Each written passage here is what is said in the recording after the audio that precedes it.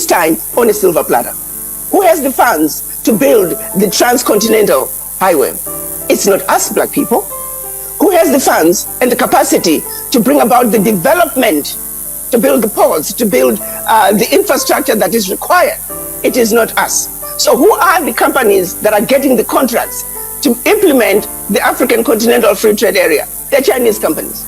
They're Middle Eastern companies. They're European companies. They're Indian companies. It's everybody else except us. I have not seen a push to promote Africans coming together as a continent. I've not seen a push to line up the opportunities and say 60% of these must be occupied, must be run. These contracts must be given to Africans, must be given to black people. I've not seen that document that's demanding that X amount must stay with the people. That is where I see the problem going to be. If we do not manage the implementation of the African Continental Free Trade Area, we are going to be handing Africa back to the colonizers, this time on a silver platter. That is my fear, and I hope it does not come to fruition. We need to make sure that we speak very strongly to it. We need a document that says, at a minimum, 60% of all the contracts must go to Africans. And then we set out a plan to make sure that the Africans are educated and informed about the process of getting these contracts. We must also be very clear about how to mobilize the funding so Africa can be built by the Africans, for the Africans. We do not mind foreign direct investment. We do not mind our friends coming to help us, but Chinese do not look to outsiders to build China. Europeans do not look to outsiders to build Europe. No one else looks outside their region to build their regions. Why do we Africans, why must we always look outside? But also, the Secretary General for the African Continental Free Trade Area must go the extra mile to educate and inform the Africans, and also open doors for those opportunities for Africans to build the Africa that they want through the African Continental Free Trade Area. If that is not done, colonization 202 is around the corner. This African Union is like a dead entity, and something needs to happen there.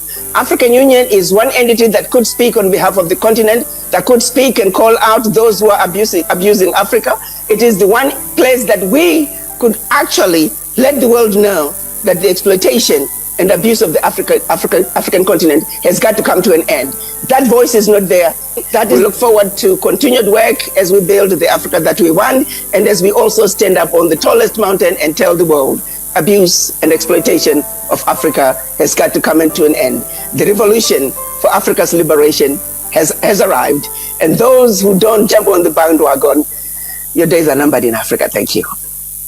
Abuse and exploitation of Africa has got to come into an end.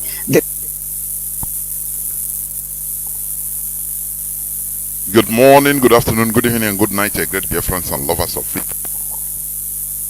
This is Radio Biafra Hausa-Service, coming to you through Radio Biafra London.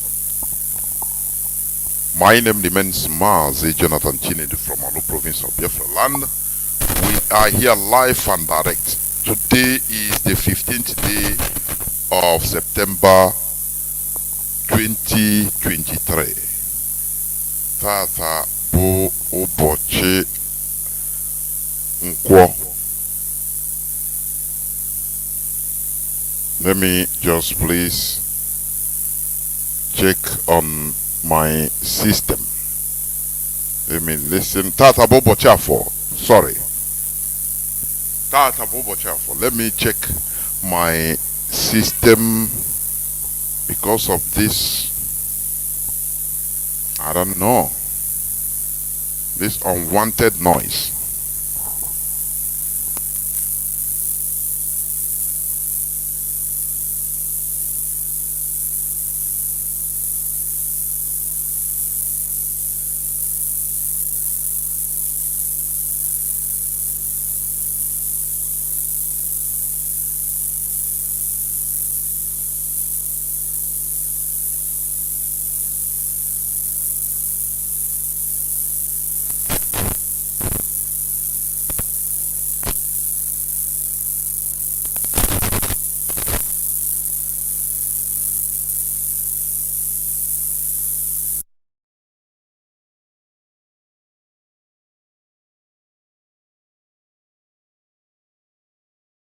again, I'm going to hand over the platform to Mazi Abanyim, the European representative. Mazi, please welcome to the program with your group.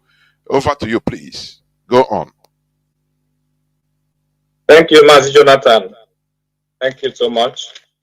Good evening, Biafrans all over the world.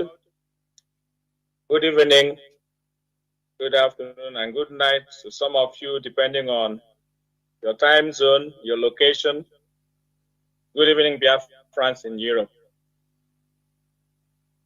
My name is Mazi Abanyim. I am the European representative of indigenous people of Biafra. I come from Ami Kechuku. Ami Kechuku is in Biafra, in all the province of Biafra land. So it is always a great pleasure to come to Radio Biafra once in a while to enlighten our people, to inform them, and to keep them abreast of what is going on in our struggle. Because information, they say, is power. And from that information, you gain knowledge.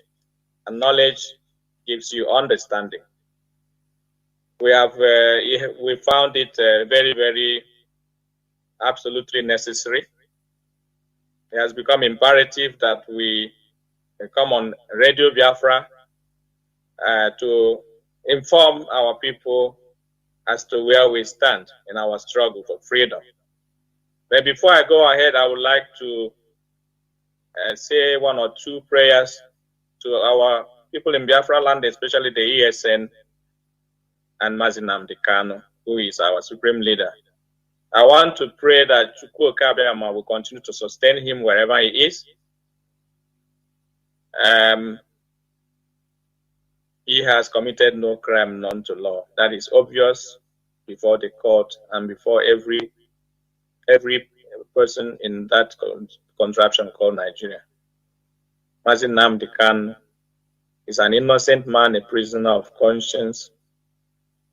And because Chukwu Okabiyama is with him, those who are holding him have brought calamity upon themselves. Look at what is going on in the zoo since our leader was illegally abducted from Kenya, extraordinary rendition to Nigeria, and locked up in a solitary confinement at the DSS dungeon in Abuja. Nigeria will continue to see calamity. They will never know peace until the innocent Mazi Nnamdi Kanu is released unconditionally and very soon. And those who have a hand in what happened to him, none of them shall live to see Biafra restored. That is what we stand for.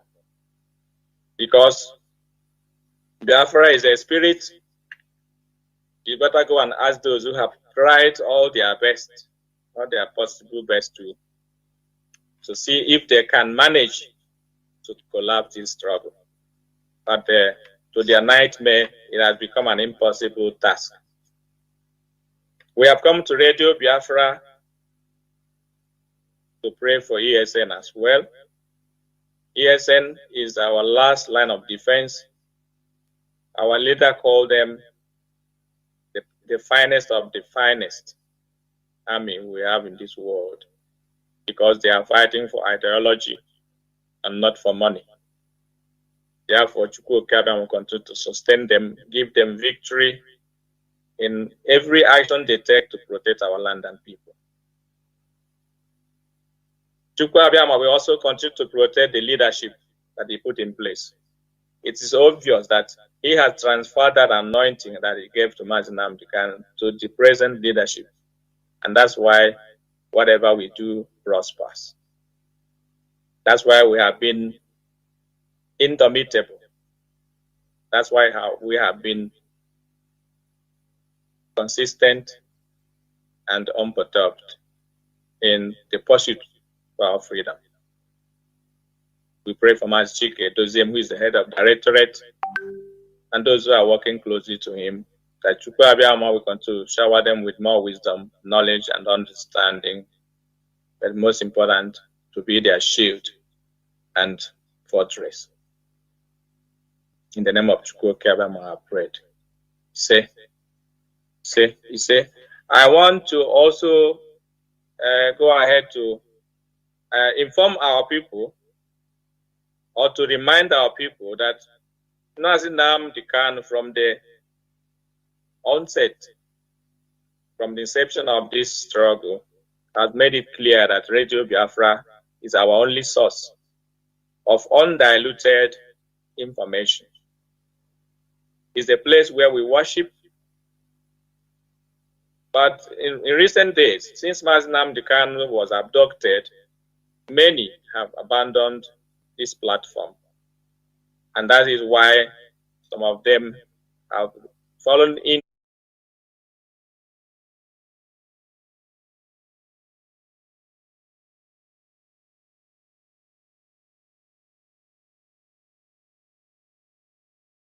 worship. But in recent days, since Mazi Nnamdi Kanu was abducted, many have abandoned this platform. And that is why some of them have fallen into Kaije, kunitenu kaije, kaije, kunitenu kaije, kaije, kunitenu kaije, hey ya, kaije, hey ya, kaije, hey ya, kaije, hey ya, kaije, umu Biafra kunitenu, kunitenu kaije, umu Biafra kunitenu,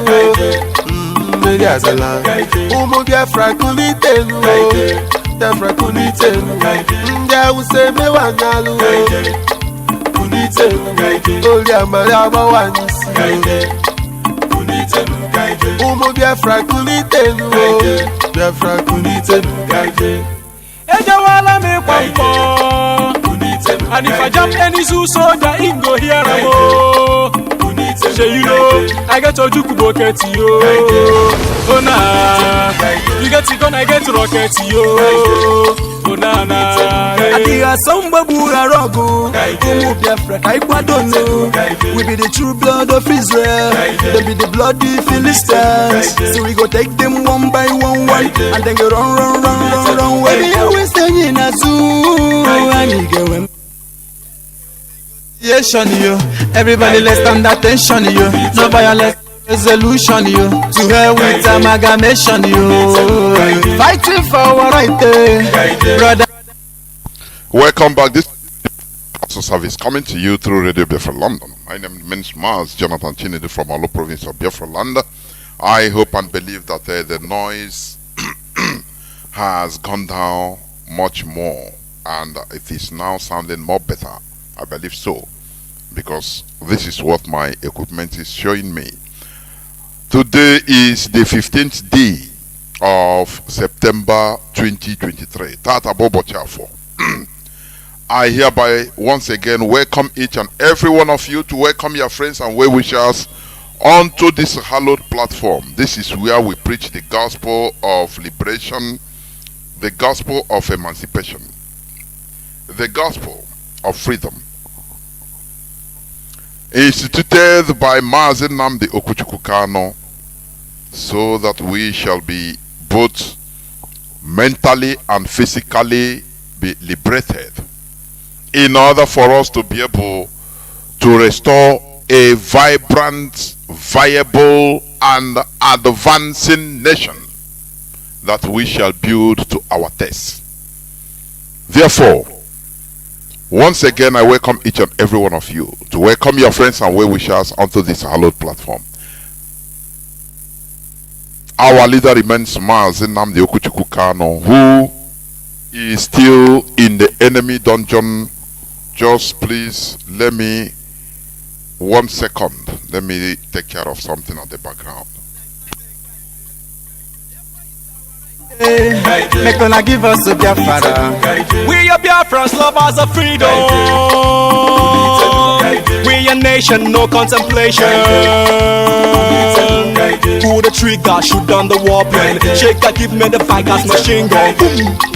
No more Nigeria, no more Sioux soldier for my area. Okereke, I the best fire way I be okereke. They lock up Nnamdi Kanu, they feel like okereke. Anything I made, they go want stop us okereke. We no want negotiation, we want tabakeleke. Shekeleke, obikeleke. All we want is para Hausa-Service. No castigation, Biafra our nation. My people let us go. Apagoji, akum back again. Original Biafra me akum. See me a blessed land me I want. A Babylon, them I wanna push under. Almighty Jah, yeah children them I cry. Plenty men every day them I die. A wicked nation, them I know they try. I get a gospel, me I know they lie. Egala isoko ndi Igbo kaije. Ibibio ikwere bu mu Biafra. Anang ijobuku mu chukwu abịama. Efik Ogota come together. Yeah, I got pay a nail one day, I walk and whining. You when they were men, maka the people are crying. Care you me, all the gonna move strong men should stand. Man, did not even kuje. Urobo isoko egala yana one day idoma. We ain't scared of war. I got cover hana goma. No ha ho ha. We are coming for our rights. That's why we the fight. As a real Biafra, nepunya mebwe. Tabukala shini, riepela be. Adimba, dili good, the way to dili cool. Son of Masai, one get you. Boom, boom, boom, boom. Once again, I welcome each and every one of you to today's edition. Today is the 15th day of the 9th month, being September. Our leader is Mazi Nnamdi Kanu. He is the supreme leader of the indigenous people of Biafra. He is still in the Nigerian DSS secret dungeon, where he is being mentally tortured. Remember that Mazi Nnamdi Kanu was renditioned from Kenya with the setup and backing of the British government, whose passport Mazi Nnamdi Kanu is also holding as a British national. But they planned and backed Nigeria in order to rendition him from Kenya. They committed international crime. International crime. You know, these are the people that always lecture us on humanity, on human rights, on rule of law, democracy, blah, blah, blah. But you see that they are the people that are championing terrorism all over the world. They are, I mean Britain, the West. They are the people that are championing disorderliness just for their own interest, for their own sole benefit. Do you understand? Instead of, giving us a chance in order to have our self-rule, in order to develop. That is democracy, because that is what we are yearning for. Referendum, self-determination through referendum. After all, Nigeria was not existing until 1914. 1914, Nigeria started existing. And now we saw that it's not good for us. It is an illegal amalgamate. We want to go back to who we are or who we were through a referendum. The same referendum that was granted to part of Nigeria and Cameroon, part of Cameroon in 1961-62. The same referendum that made Atiku Abubakar to become a Nigerian. The same referendum that made Ambazonia to be part and parcel of Cameroon today, because it was part of Nigeria. That is the same thing we are asking for. And Britain said, no, we must remain where we are. That, they know what is better for us. And they are the people that we continue shouting democracy, rule of law, everywhere, human rights, everywhere around the world. What a hypocrisy. What a hypocrisy. The rendition of Mazi Nnamdi Kanu. Why? Because he is asking for self-determination of the Biafran people, to determine through a referendum whether we want to become part of or continue being part of Nigeria or to be Biafrans. Britain said no. They know what is better for us or what is good for us. Do you see how hypocritical they are? And this world, how evil it is? Do you see that? When it comes to black people, all of them, they rise up, they gang up. I am telling you honestly. The same way they ganged up against Haiti. Haiti is a black nation. A country that was born out of, they liberated themselves with their blood from slavery. And the whole Western Hemisphere said no. That these people that we own as properties shouldn't, come to talk on the same table with us as equals. And all of them, France leading the pack, they ganged up. All of them, they ganged up again as a black race. Very helpless situation. And do you know that even in 1915, America, United States of America, I think during the time of Roosevelt, President Roosevelt, invaded Cuba. They committed war crimes there in Haiti. They invaded Haiti 1915. And they scattered the land. France committed the atrocities in Haiti, and America, finished up everything from 1915 to 1934. 20 years of America colonized Haiti. Brutal colonization. They changed their constitution, making it possible for selling Haitian lands to foreign nationals. A black helpless country. No person came for their rescue. It is very, very absurd. I'm telling you honestly. Whenever it comes, if America started a war of independence and they were helped by another white country, France, and they got their independence from Britain, and all of them joined together, now anywhere they see any black country rising up, they go there to quench the fire. Because there's something I see in this world. It is about race. Any person that is telling you otherwise, they are just playing lip service, pretending. It's a pretense. I am telling you honestly. France helped the American colonies, which are mostly whites also, to liberate themselves to get independence from Britain. Now, when Haiti rose up and did what even most other people cannot do, they saw it now. They use racial eye. They started seeing Haiti with racial eye. Oh, white. Oh, black. These are black people. Why should they ganged up? They ganged up, all of them. The same way they ganged up against Biafra. They ganged up against Biafra in 1966 to 1970. All of them, they ganged up in the heat of Cold War. Something unprecedented that never happened before. The Eastern and Western Hemisphere, Russia and the West, they joined hands together in order to make sure that they crush Biafra. Don't you see that there is something that is happening in this world? Don't you see that?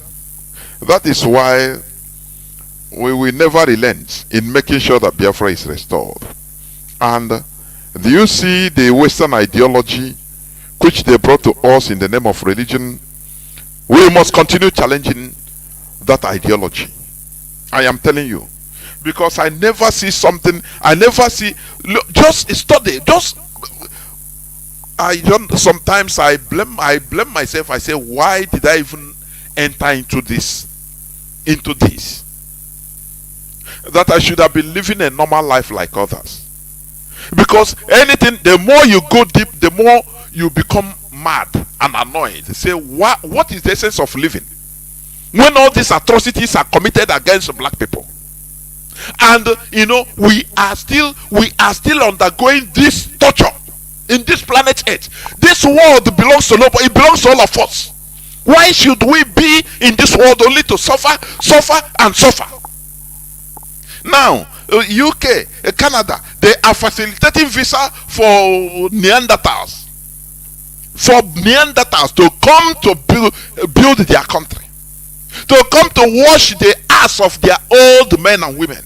Whereas in your land, you are old men and women, no person cares for them. Do you see how the world is? That's why they brought them a visa, center in Enugu to facilitate us to be running away. And we'll be calling it that, let me tell you one thing. Let me tell you. Do you see this madness? It must be stopped. Or you see this generation of Biafrans, of Africans, must put a stop to this Western hegemony of abuse of black race. It must stop. I know it's not going to be easy, but it must stop. They facilitate visa for you to run away. Remember, when you study history, you understand. The Israeli, the Jews, there was nothing like a Hebrew language for thousands of years. Do you know why? Because they ran away from their land, and everywhere was Arabized. You understand? People in Palestine for thousands of years, they spoke Arabic. From Aramaic to Arabic. You understand? The modern time. Arabic, Arab. This Hebrew you see they are speaking in Israel today, Republic of Israel. It is not really Hebrew, for your information. It is something that is concocted by one person as a language. Call it anyhow. They call it Hebrew. And that is what they are using today. By one person. Do you understand? In 20th century. Very recent. Late 20th century, 19th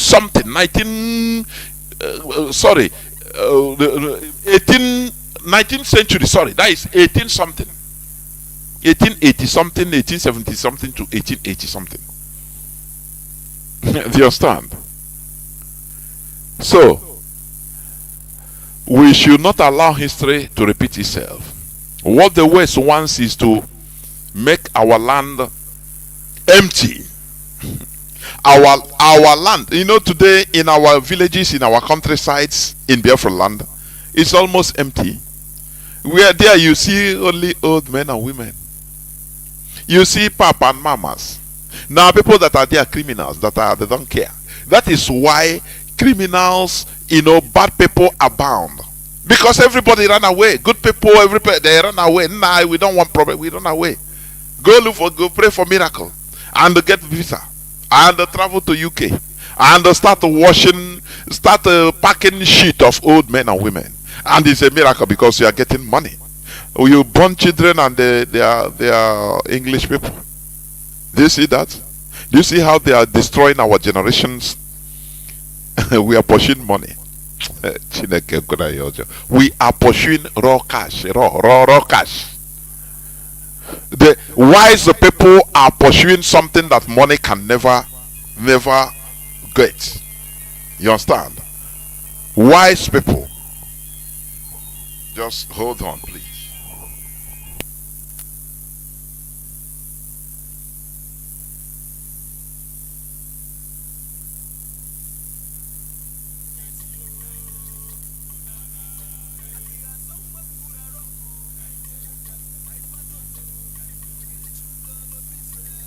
With the bloody Philistines, so we go take them one by one, and then go run. Where we always staying in a zoo, and you go and marry, yeah. No negotiation, yo. Everybody let's stand attention, yo. No violence, no resolution, yo. To hell with amalgamation, yo. Fighting for our right, brother, it's not a crime, Biafra is our right, Make gonna give us a Biafra. We are Biafrans, lovers of freedom. We a nation, no contemplation. Pull the trigger, shoot down the weapon. Shake that, give me the Vikings machine gun. Boom. No more Nigeria, no more Sioux soldier for my area. Okereke, I the best fire way I dey, I be okereke. The lock up till I'm the Kanu, they feel like okereke. Anything I made, they go want stop us okereke. We no want negotiation, we want tabakeleke. Shekeleke, obikeleke. All we want is para Hausa-Service. No castigation, Biafra our nation. My people let us go. Apagoji, I come back again. Original Biafran me I come. See me a blessed land me I want. A Babylon, them I wanna push under.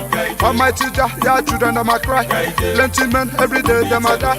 A wicked nation, them I know they try. I get a gospel, me I know they lie. Egala isoko ndi Igbo kaite. Ibibio ikwere bụ ụmụ Biafra. Anang ijopuku ụmụ Chukwu abịama. Efik Ogota come together. Yeah, I got pay a nail one day I walk and whining. Even they were men, maka the people are crying. Care Junume, Odu gonna moment strong men should stand. Man did not nime kuje. Urobo isoko egala yana one day idoma. We ain't scared of war. I got kopa hana koma. Lo ha ho ha. We are coming for our rights. That's why we the fight. As a real Biafra, nepunya mebwe. Tabukala shini, repela pe, antimpa, diligudu, dikwa hatu diliku. Sana pasai, wanke chugu. Boom, boom, boom, boom, gonna does it. Run, Governor Mazi. Time for peace no more. This is time for war. See, and this when give me more Biafra. Make we the go, so they bazo. Make we the go. Say Nigeria, maybe la hell. Anya no you loyal, let's go. All your mask get set, let's go. The number, unu na no, unu la ho. All we need now go to you. Liver, very soon, one haga no daya, okwa vum vum, haga mana yeka, and a Washington, I hear Silla, one minute to Colondi Bonandia was a Bonda shade, it's in Wellewayo, Kuaria and one is in Wellewayo, on the woman, on the mere, let them get one them get Oh, yaga, yo, can't follow this all the public. Me a Rasta man, I come back. Yeah, welcome back. Have some, disturbances at the background, but we must continue. So, as I was saying, as we are busy pursuing paper money, raw cash, wise people are building their land, pursuing something that money cannot buy. Do you see how sad and pathetic it is? We are pursuing individual success, selfish success, praying that, me and my family. As we are doing all these things, the wise people are busy building their land. What and why shouldn't we come together in order to build us? That is why IPOB is here. That is what we preach here. To build us, we, not I. Because even if you build I as an individual into 100-story building, you are nothing without us. You will crash. I don't know whether people understand what I'm saying. Everybody is pursuing individual success, whereas neglecting the most important success, that is our success. Why you are proud today to be holding, when you hold the blue passport, American passport, or the brown passport, is your red passport, British passport. Why you are proud? Because they build collectivity. They built them, not one individual. You understand? But they thwarted us and tried to position us into building we, us.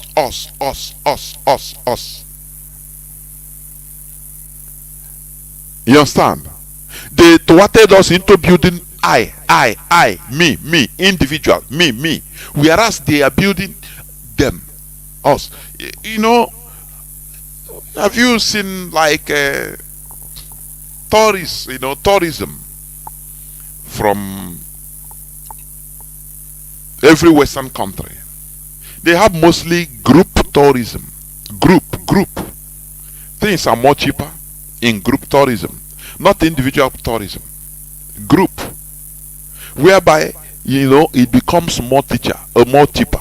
Everything becomes organized, and once it's organized, it becomes cheaper. You understand? That is collectivity.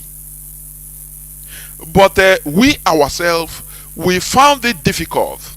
I cannot say fun is it. We don't understand what is building us, organizing we. We find it very difficult. It seems that we have not understood the importance of building us. Do you see why we always go to the grassroots? And one of the main grassroots is going back to our values. Because it is our values that bound us together. Our value that bind us together. Who we are bind us together. To do something.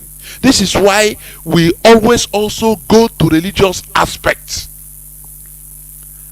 Do you understand? Religion that Europeans used to build collectivity, in our land they become also an object of what?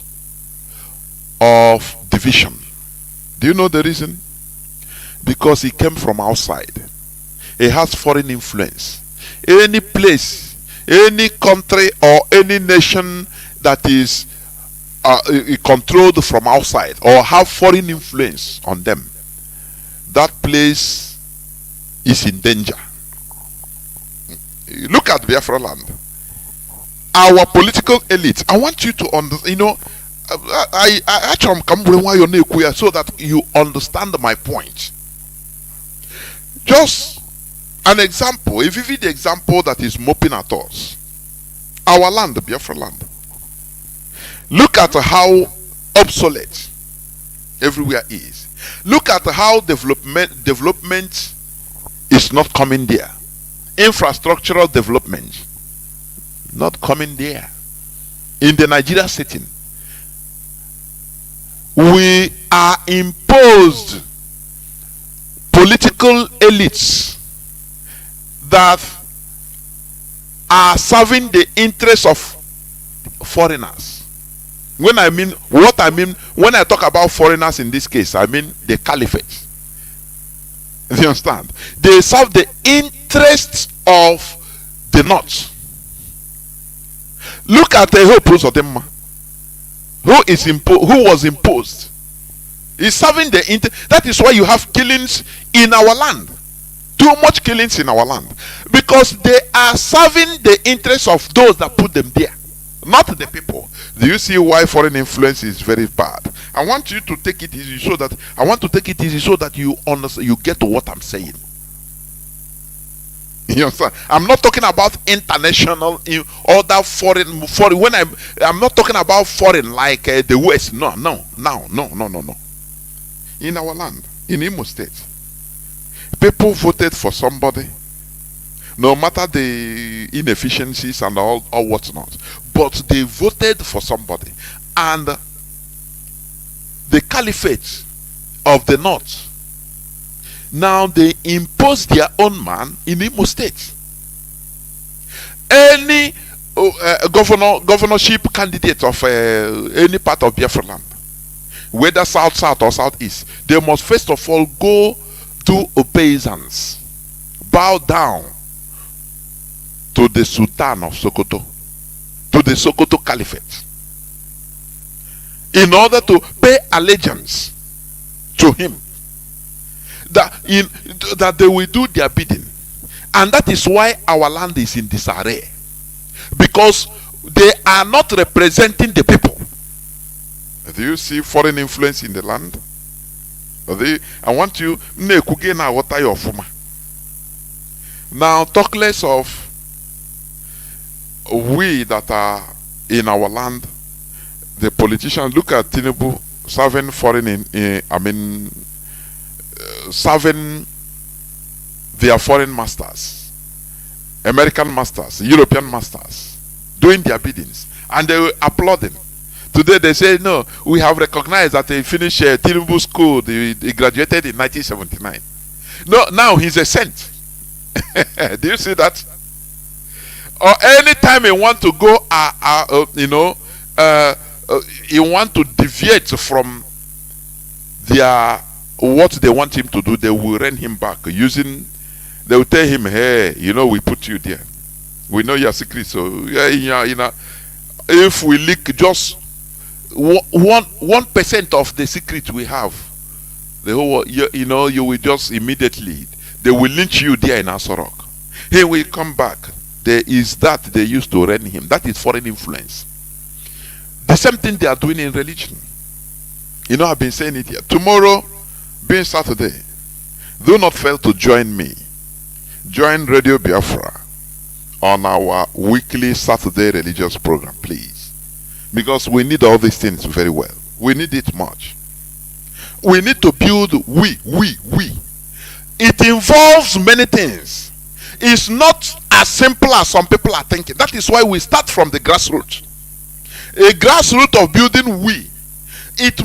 We must come into a common ideology. That ideology, just the same way all of us love to eat akpo. As long as you are a Biafran, you like to swallow. It doesn't matter whether it's a rikaiko. It doesn't matter the type of you love swallowing. That is let me call it that is one of the things a Jeremiah. It is one of the things, one of our trademarks. Whether in Calabar, you swallow, you love it. It is our thing. It is what we inherited. So imagine that it's an ideology binds us together. Oh, you swallow? Yes, I swallow. If you are swallowing, you don't share. You use your hand. You don't, because it's our own, it's our trademark. So if that thing is an ideology, we gather us together. Do you see it? But the religion they put in our land, England have part of us. England, they deviated or divided some of us. Some of our people they take English people as their brethren more than their own blood brothers. Some take Italians. They take order from Italy. Some take order from Philadelphia in the United States, from Jehovah's Witness headquarters. Some take orders from Assemblies of God headquarters. You talk, they say no. It's our brother that we are going to live on heaven forever. Now this earth is a temporary place, so my brotherliness with you is temporal. I have to obey my brother in far away that we don't have the same color, but I take him as my brother. Do you see the danger? How dangerous this thing is? To build collectivity is with all these shenanigans. It will be very, very hard. You understand me? Look at our governors. Why don't they have let's say even Southeast Governors Forum?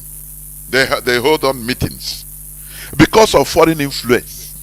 The caliphate, each and every one of them has different alhajis managing them from the caliphate. I'm giving you this analogy for you to understand how we have been thwarted as a people. We suffer from home foreigners, and we suffer from foreigners, abroad foreigners. We are thwarted everywhere. You understand? We are divided everywhere. Our people, instead, as long as you are, for example, you are a deeper life, you are more brother. Kumuyi is brother to you, you are all and all. More than that, you are husband that is not going to deeper life with you. Do you see how when we talk about religion, some people misquote it? Do you see how we need to eradicate this foreign influence in our land in order for us to be able at least to have at least majority one voice? Now So that when we do something, we want to do something, we do it for our interest. Our interest, not my interest. Because sometimes our interest can go against my interest. I don't know whether you understand what I'm saying. Sometimes our interest can go against my private interest. But we need to do it. That is we, collectivity. That is what it means. So, when we are talking about these things, before we can be able to be doing something tangible on our collectivity, we have to remove many cobwebs that link an Igbo man, link you. You believe that you are brother, you are eternal brother is in Italy, and you owe him solidarity more than your own brother that is living next door to you in your house. The opposite, you people are the same armor, but because he's not going to Roman Catholic, now you disregard him. You understand? Somebody that in the night, if anything is up, maybe your wife wants to born, you start shouting. The person that will hear your voice is that your brother. He will come and say, it's your neighbor, it's your brother.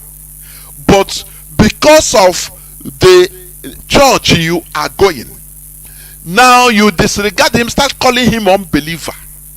You know, when you call somebody unbeliever, you call somebody a Gentile, a pagan, an infidel, is derogatory. You have taken him down. This is what the Europeans called Africa, that gave them the moral justification to kill us. So when somebody calls his brother a Gentile, an unbeliever, a pagan, you are replacing the white people on what they do. So it is only because of the modernity we are in. Otherwise, if you are allowed to kill, they will program you, say kill the unbelievers, and you will kill your own brother. That is true. Any person that has the audacity to call his own brother, his own blood brother, his own Igbo brother, his own Biafran brother, an infidel, an unbeliever, a Gentile, a pagan, just because he didn't believe the same church or the same type of religion you believe, that person can kill you. Only is pretending. He's just waiting for you to, anything that happens to you, say, yeah, because he's an unbeliever. Beg. I used to hear it. When we are growing. No, unbeliever. You know, once they're talking like that, but they forgot that we came from the same place, from the same blood, from the same ancestry. My name no Diokafo. The Eliza. Oh, unbeliever. We're on you. No unbeliever. Yeah, we're on why you're gawara on ya. Mana we're on your church. Hey, on your church, yeah. Hey, a believer like him, because they go the same church. Now you see, Otekoya serious. Do you see how they divided us into piecemeals? That is why we shall never stop pointing to that place. It doesn't matter how people see it or misinterpret it, because this is one of the sources of our disunity. You understand? That is foreign influence. Imagine that we say to hell to this Anglican, say, Sylvia, you stop your relation, taking orders from England. Now you do your own thing. Now gather everybody, both the Roman, as long as we are Biafrans. We say, okay, from today we are no more Anglican. Do not address us as Anglican. I will never address you as Assemblies of God. I will never address you as Roman Catholic. No, we are now Christians of Igbo Christians or Biafra Christians. Finish. Now we sit down. People, the priests and pastors will sit down to chart our way, chart a way that we shall, be doing our own type of Christianity with our values to accommodate everybody. You know, some people might be hearing this as if it is I'm speaking Latin. These are intelligent suggestions that we should consider. You know, when we do all these things, it will bring unity of purpose.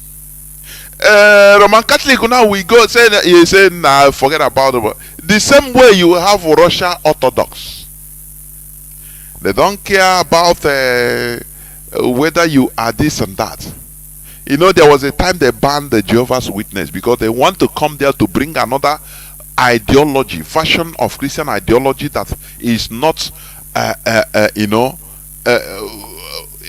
in their system, that is not compatible with their own Christian ideology, which they built, they fought for, they died for, in order to unite themselves under what they call Russian Orthodox Church. They fought for it. People died. You understand? For them to liberate themselves and establish themselves in that way. But when you hear us speaking like this on Radio Biafra, you say, nah, because you don't believe in yourself as a human being. We human beings, we are gods. We can create. Do you understand? We can, if we have the, you know, the will, we can recreate things. It doesn't matter how difficult it is. Now we recreate issues. We recreate things to our taste. Why are we looking for Biafra? In order to recreate it, to create Biafra, develop it to our taste. Do you understand me? You know, sometimes I used to talk about this, that we Igbos, we are, I know the word I used to use, primitive. I will not stop using it. I'm telling you. I want somebody that when the line opens, you can challenge me. Guam, that we are not primitive. You know, I love interaction, I love debate. Intelligent debate. Intelligent. You understand me? Now we recreate our own thing. Make it our own thing to our taste, so that I will not be seeing my brother as a pagan. I will not be seeing my brother as an infidel. No. The same way the Fulani are seeing us as infidels because we don't believe in their Islam. It's the same thing. When you are seeing your brother as an infidel, call your brother a Gentile, it is the same thing. You are using things, even words you don't even know. It is foreign influence. Therefore, what am I saying? For us to build us, we, a people, so that when we do something, you know, or down, it will sound. So that we will be able to build a country of our own taste. Do you understand me? It is not something impossible. Though the road might be difficult, not might, the road is difficult. All this, the Europeans, they built their today from yesterday, or since yesterday. They built it. They saw the future. That is the reason why they started building we. That is collectivity. If you, as an individual, you want to use your selfishness in order to, you know, stop or to what their collective build up, they will crush you. That individual, they crush you and continue moving. Do you understand me? Now you see they are reaping the fruits, the benefits of their yesterday's build up. That is why we are trying to restore a nation. A nation that at least you will be proud. Look at how in our land we don't have seaports. Not that we don't have water body. We have ocean, we have lake, we have rivers everywhere in Biafra land. But no official seaports. But these were places that during the time of the colonial days, the Europeans had the seaports, you know, they land their ships in Biafra land. But now, no, that place, they close everything. They use Nigeria to close everything.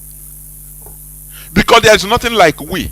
Imagine that we as a people, Biafrans now, both our political elites, say, okay, we must get seaports in our land. Collectively. Before God and man, under 1 year, Nigeria will build it. But when Biafra, when IPOB will be talking, Mazi Nnamdi Kanu will be talking about, look at, we don't have seaport, no international airport. Individuals, the caliphate will be bribing individuals, including our political elites, in order to be sabotaging Mazi Nnamdi Kanu, to be sabotaging IPOB. You understand? So that they will be having their own money. They will be making their own money. Do you understand what I mean? That is the reality. That is why, you see, let me read this news headline. Let me see. Okay. Renovation of my office to gulp close to 5 billion naira. Cross River State Governor Utu. Do you see? Renovation of his governor's office.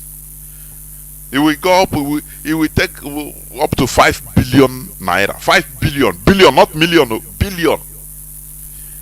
In this economic crunch, hardship, naira is 930 naira per $1.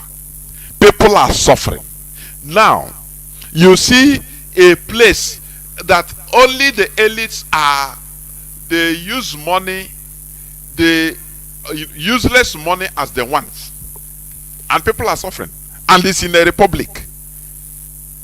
I know I preach about this republic.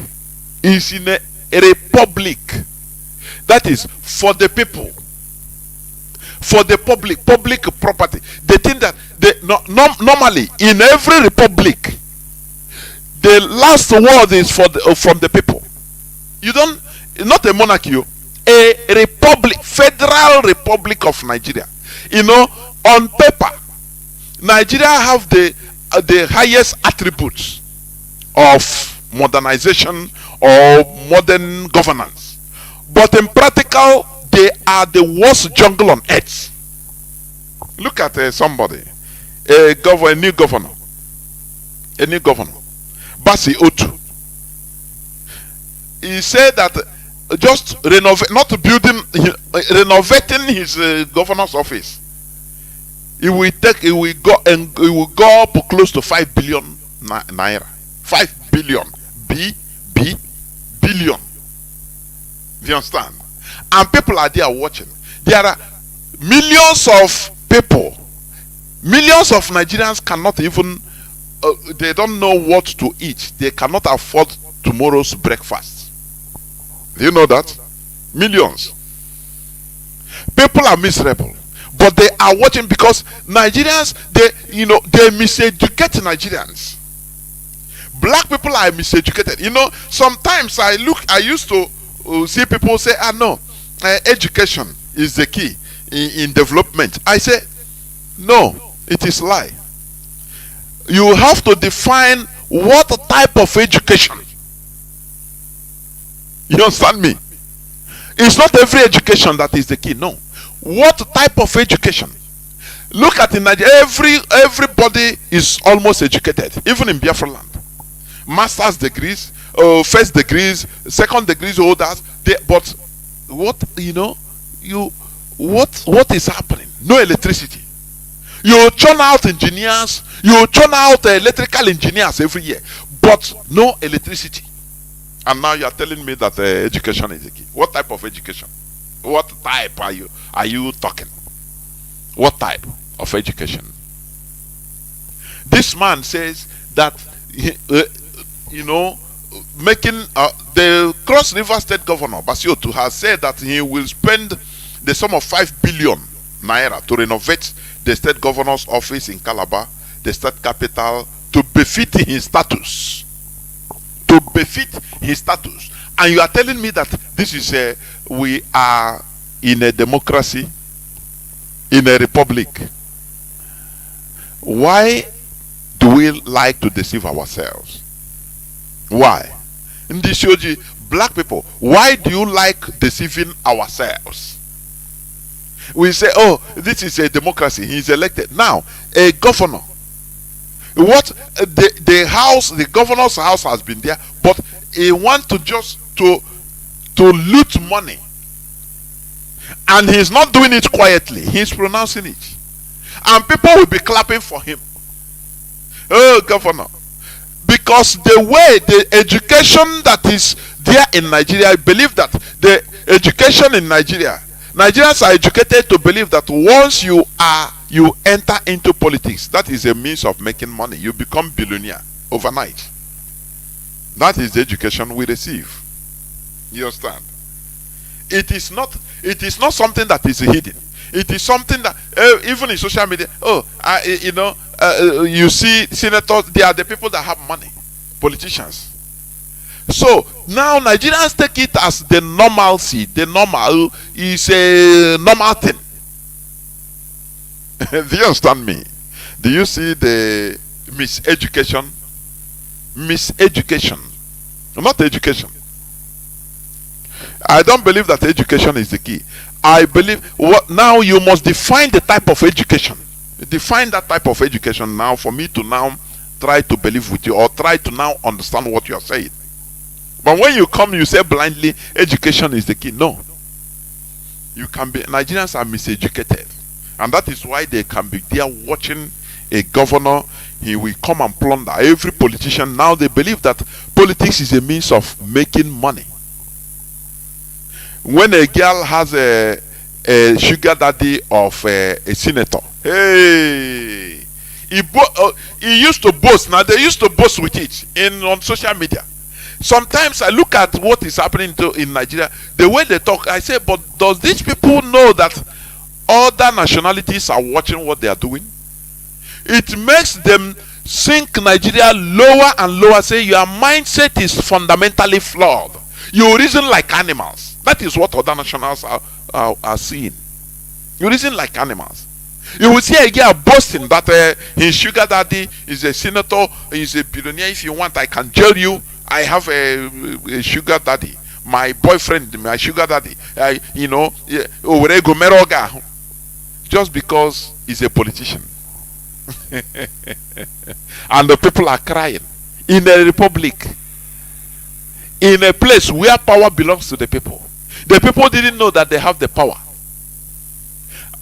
Even if you know, the Nigeria is structured for you not to even do anything with anything they got. What they give you is fake power.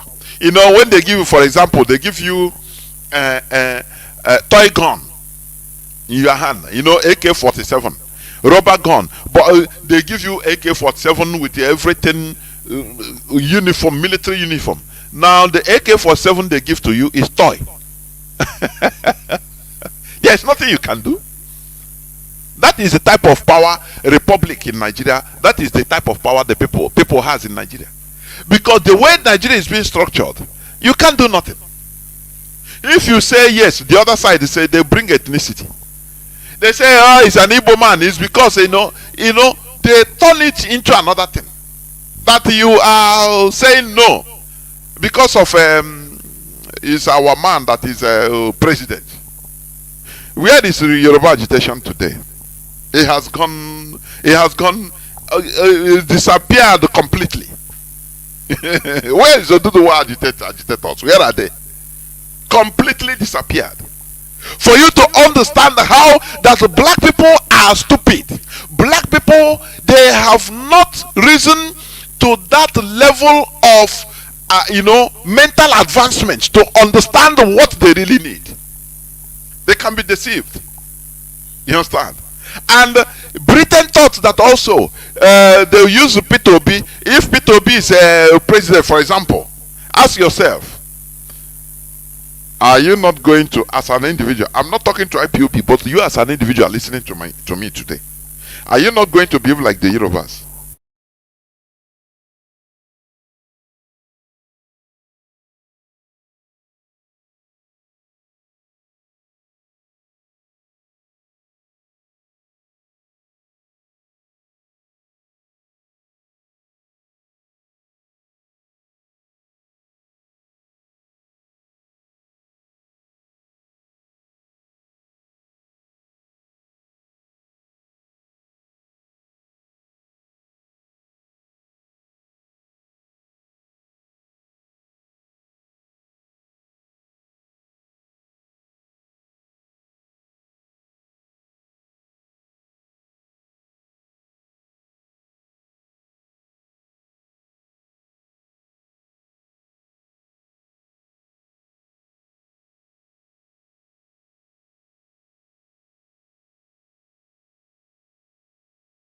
All teams in Catalonia. After Biafra war, for 8 years, after Biafra war, they were saying, where are the Biafrans now? So even if they are defeated, everybody just go back. They were waiting for people to rise up, for Biafrans to continue. That is that inconsistency in black race that is killing us. Do you understand? Once you digress and enter into you just fell asleep there. So now on our way to make we enjoy our life here first before which kind of struggle be this? Man, no die, no rotten now. Everybody after 1970, everybody went to sleep. Everybody went to look for what him and his family will start eating. Or some people will come start saying no, the situation that we know how to give excuse now. We know how to give excuse. Nah, situation that time. That time. Do you think that freedom comes easy? Is that what you are thinking? Do you think that the Europeans, they build them collectivity? Do you think that it came easy? Europeans, they engage in centuries of war. I say centuries of war. Sometimes they fight 30 years of war, straight 30 years. Sometimes 40 years of war. Sometimes the whole century will be war, killing themselves. They wanted to kill themselves into extinction. You understand? All in a way to start looking for solutions to their collective problem, not individual problem. Do you think it's easy? No, hey, Mazi, because 1967 to 70, I'm better get that time. That time, I carry is a lie. America bombed the Japan cities of Hiroshima and Nagasaki with a nuclear bomb that killed even trees, that cleared the trees of plants and animals. But people still, there are survivors. There are survivors. Do you understand? So all these are our excuses. We know how to make excuse very, very well. I paid to the excuse. But when we see people that persevered and succeeded, we start praising them. After 1970, everywhere diminished. No more Biafra. People started singing all different songs. Hey, Nigeria. Nigeria. No radical people, boys that say no, we cannot agree. They enter bush. People in faraway Catalonia, we are disappointed that they kept Biafra going in Catalonia for another 8 years, thinking that at least they will see Biafrans will rise up. Maybe they were thinking that maybe they were doing guerrilla warfare, that we will hear about it, don't worry, so that we can also support them. No way. Mazi Nadede, sorry if you are listening to me. Or see your Ghana Nikoyiga Chorono from there, Laura way America. Onya agara east, onya agara west. Mazi, I'm sorry. It's not out of disrespect, sorry. I'm just making a statement. You know? So, everything just scatter like that. After 50 something years, a bit again.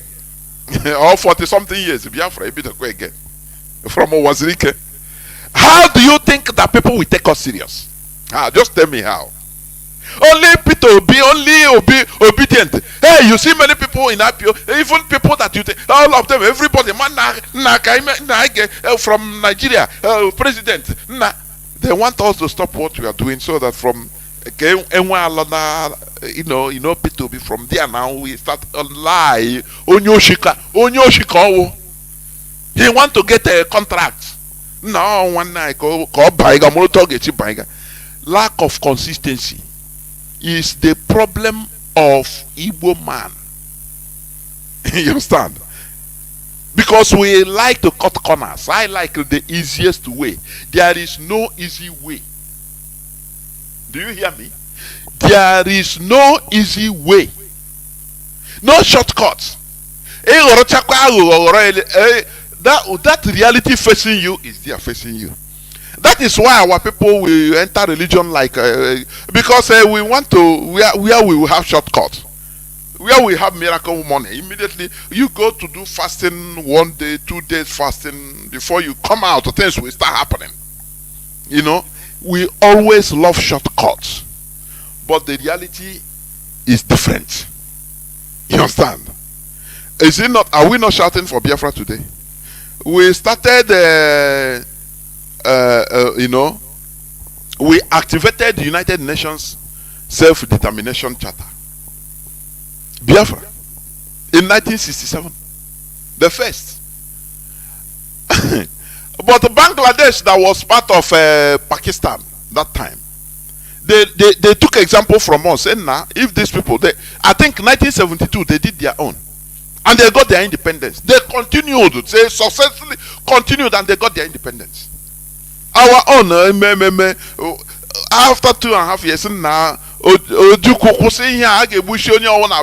you know, we thought that we are wise, but we always prolong our sufferings through looking for a shortcut. The same way now, look at Mazi Nnamdi Kanu. Since his rendition, you see many people, some people just in my own dia now, supplanters. You see people that run away now, cannot watch in now, so that they know. And I beg, if as you run away, I run away, or other people, everybody run away, disappear. Who do you think that we continue? Do you see how foolish we are? Very foolish people we are. Me among, we are foolish in our judgments. I'm telling you honestly. That is why we suffer. Now let me go and look for my thing on me, my own thing. Instead of continuation of that collectivity. You see, no way. Now waiting. Our supreme commander, they're inside now. So waiting again. So if Mazi Nnamdi Kanu now, he is more than Biafra. Is that what you are saying? Are you saying that Biafra now, one person is more than Biafra? With your little way of thinking, you think that you have big way of thinking, but very little. Needle eye way of thinking. Do you understand? That is why we need to be wise. We need to be wise, not to be educated. No, wise, wisdom, developing our common sense so that we reason. We must always continue to. It doesn't matter how hard it is, because nothing good comes easy. Do you understand me? I used to give a reference with the Jewish way of restoring Israel they are today. Do you know why you are even shouting, "Oh God of Israel"? Because the Israel of today is a big country. It's a powerful country. Before 1948, when they were killed, they were slaughtered, will you come and shout the God of Israel? Because you see today they are built, they are nuclear power. They turn the deserts into bush where they can cultivable land. They work miracle. Now you see it and now start saying God of Israel. Oh yeah, because you see that it's powerful. When they were being slaughtered in the streets of Europe like animals. Had it been they didn't fight a physical fight to restore their land, will you be praising that they are God? We know how to praise others when they succeed, but let us succeed as them, and you will not be able. When you see difficulty, you run away. You run. So now, let me go and look for food. Though. That's why Che Guevara, when he saw the mentality of Africans, he said, no, these people, I cannot help them. Because he was a freedom fighter. Anywhere, a freedom fighter likes, a genuine freedom fighter, he likes the freedom for anybody. Anybody, it doesn't matter who, both his enemies, he wants his enemy to be free. The same way Mazi Nnamdi Kanu have been saying it. Even ordinary Fulani peasants, we want them to be free from their feudal lords, feudal masters that are using them. We want them to be free, so that they will be succeeding as a people. Will be succeeding. Will be advancing. They will be advancing. Of what use do we, will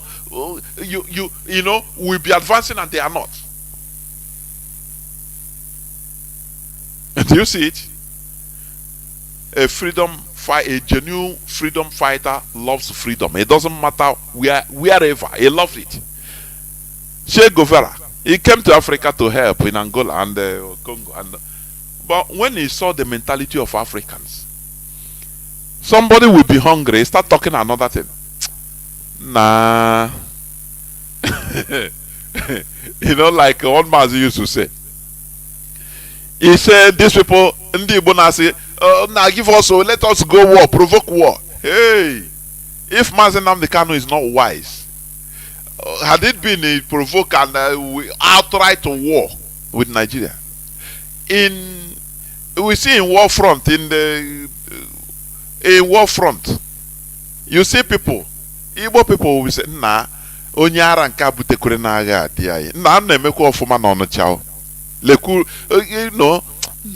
This man bia no lekwe ihe anyị na-asọfazi now, lekwe onye mmadụ na-anwụzi ka ihe a. People will start blaming him. People that don't want to suffer. They don't want to suffer once and for all. But we continue suffering. As long as we are eating crumbs, it's okay for Igbo man. Now try to find a way in order to be making it in that suffering, to be surviving. Any other thing, it was if you are thinking, as long as I'm alive, I beg, make we stay like this. Or then don't come. What am I talking about? That we need to continue in order to build we as a people. You understand? We need to build we as a people. It is not easy. It's not easy. But it's not something that is undoable. Other people did it. You see? Other people did it. The world order right from time is anti-black people. And let me tell you, for my own view, why black people are hated? Because they contributed in selling their own. You understand me? They contributed, they compromised, they become complicit in selling their own people. Any person that wants tobacco, he want British tobacco. Not that we don't have tobacco in our land, but he want the taste of that foreign British made tobacco or schnapp. He will go and plan to kidnap his brother. to say to white man, treachery kept us in this useless situation we are in. That is why the white people, they say no, these people shouldn't be free. Anything black race. America invaded Haiti 1915 and colonized them, a brutal colonization for another 20 years, scattering the little they want to rise up out of from France grip. From France imposed the depth of liberation. America buzie hajaja, and people resisted. American soldiers will kill any opposition, any Haitian that is leading any resistance, kill him, hang his dead body in a door, and be carrying him with a horse everywhere around the city. These people, they committed heinous crimes in this world. That's why when I see some people you are defending, I laugh. I say, no, you are ignorant. I forgive you. You are ignorant. These are the people that will bring something, a religion that will lead us to heaven, and we blindly believe you because you don't know them. You don't know them. You don't know history. When you understand, when you study history, you will understand. That is it. Let me stop. Tomorrow we continue. Today is not for religion, please. It's tomorrow. But what am I trying to say? We must make sure to take our space in this free world. We are in a free world. This world doesn't belong to America, neither belongs to any other person, or the West or East. It belongs to all of us. You know, as I was saying before, the West, they had a monopoly of everything. Anything they want, they have it. During Biafran War, Britain brought Russia. Say, okay, Russia, though you are our enemy, but we give you this favor: sell MiG fighters to Nigeria. And they did, because they don't even know what is happening. But today, Russia now bring down, say, now they understood. Remember that Russia never colonized any African country. What I'm saying, I am not trying to praise one person or the other, no. But I'm talking about the historical facts. They never colonized any African country, for your information. So we also must make sure, in order to hijack any opportunity we have. Had it been, for example, in 1915, had it been Haiti had the support of Russia, do you think that America would have colonized them and destroyed their land? America destroyed Haiti. They made a new constitution in order to warrant the selling of their lands to foreigners. Do you understand? It was what happened in Cuba. And Fidel Castro, reversed it. Fidel Castro is a white person. Cuba, they have many black people. I think more black people even. But who led the revolution was Castro, a white person. That was the reason why he got support. Had it been he's a black person, no person would have supported him. This world, sometimes I look at this world, I say no. They want to continue turning us black people to slaves. I don't know, but in a different way. The slaves that we wear, our ancestors wear. I am telling you. Because when the Arabs came, they took slaves from Africa with the complicity of black people. After 1,000 years, many centuries, the Europeans came and did their own. The same thing. Any person that wants to snuff, he didn't have money, he will go and sell his brother. He will call the white people, come. He will sell his brother. Is it not what is happening today? That is why the white people, they don't have respect for black people. I say no single respect, because they themselves, they study history and they saw how so many of our people were complicit in selling their brothers, to the extent when slavery was banished, transatlantic slavery was banished, they have to also send ships in Bight of Biafra, today they call Gulf of Guinea, in order to enforce it, because many of our people are still smuggling, doing it with some Europeans.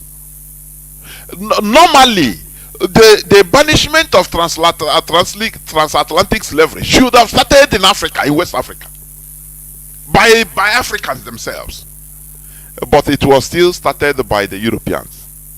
It's not because they are tired of slavery, no, but they counted, they say, because of industrial revolution, things that we are sugarcane factories that we are being manually handled by slaves, they now have machines that can cultivate, so they don't need no more slaves to be brought from Africa. They say no, if we continue bringing Africans, we don't need them any longer.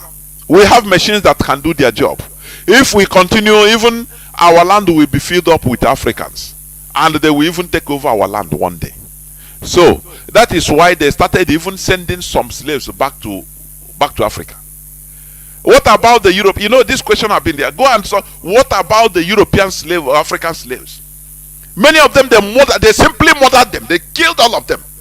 These are people that bring religion for you to. They murdered many European countries. Murdered the black slaves. Said no, they are of no use again. They don't want them to have their roots there again. Tomorrow to be competing with them. They simply killed all of them in many European countries. Some send them back, some few they send them back to Freetown.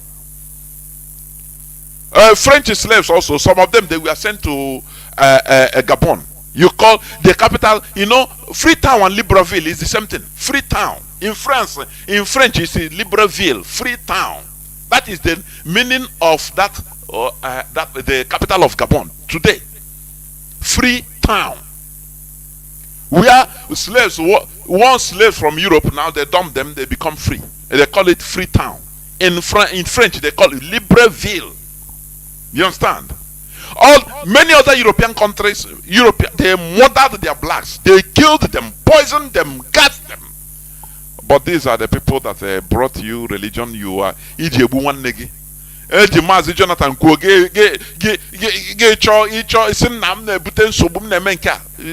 you are simply ignorant.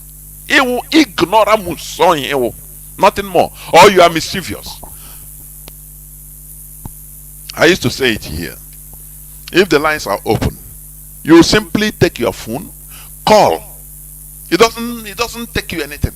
You call to debate on any point that I'm making that is not you feel that is not right or that is not historical. You make it. You engage me. And people will be listening. That is what I love. Not being driven by sentiment. Do you know the atrocities the Europeans, the white people commit? When we talk about Europeans, anyway, both America, they are Europeans. You understand? Do you know the atrocities they committed in this world? Do you know? Do you know the type of hatred they hate black people? Do you know? Go and study the American invasion of Haiti. Although many of them, they change the history, say it's for the betterment. Which kind of betterment? The betterment, the way they invaded Afghanistan is for their betterment. They invaded Iraq is for their betterment. Because they know what is good for you more than you yourself. Do you see? They don't want no black race, no black African country to rise up, you know, to breathe. You must be subjugated. And they use black people to subjugate other black people, their fellow blacks. That is what they do in this modern time. And that is what is happening. But we must, this generation, we must put a stop to this. And the only way is to be organized, to organize ourselves. It's not individual fight. We have an opposing force also to the West. And we must benefit. We must profit. That is how it is. Gone are the days when there's no, like when America invaded Haiti. No person came to their rescue. At least when America, Russia invaded Afghanistan in 1969. America came to their rescue because they are white. This is how things are balanced. And after it was America's turn, and Russia also was doing their own thing to oppose America. That is multipolar world. But when it comes to black people, no person, we are vulnerable. No person comes to our help. But this time around, it is our own time in order to use our diplomatic brain, our intelligence, to align to some people. Do you understand me? Do you understand me? You know, here we preach common sense. We don't preach sentiment. If you are talking about sentiment, it's not for Radio Biafra. We preach common sense. So that if you understand, you understand. If you have common sense, you understand. If you don't have common sense, you continue if it's our leader. We must continue what we are doing. Today, now, there is something, another news headline I want to read before I open the lines. Now, farmers headers clashes. Committee recommended a creation of Ministry of Livestock. Do you see lobbying? Fulani lobbying. They own Nigeria. They own Nigeria. It doesn't matter who is there. It is that their interest they are lobbying because they are consistent as a people. They lobby things and they continue until they get it. That is what I admire in them. It's not like we Igbos. If you are going lobbying for something and they from backyard they corner some people, give them small crumbs, say no agree. Stop all these things. They follow these people. Hey, they will just start to preaching another thing. Nah, this thing where with their beg. You see them, they change mouth. Fulani, it doesn't matter how. That is why, they are dominant species in Nigeria. For your information, they are the dominant species in Nigeria. Whether you believe it or not, it is not something sentimental. It is the reality that is facing us. Farmers headers clashes. Committee recommends creation of Ministry of Livestock. Now, agriculture, we have Minister of Agriculture. Now, but it's not sufficient for the Fulani. You have to create their own ministry so that it will cater for them. At least, even Tinubu say they will buy land. Let me see. He say government will buy. Tinubu says government will buy land for headers. Do you see it? That is, they lobby as a collectivity.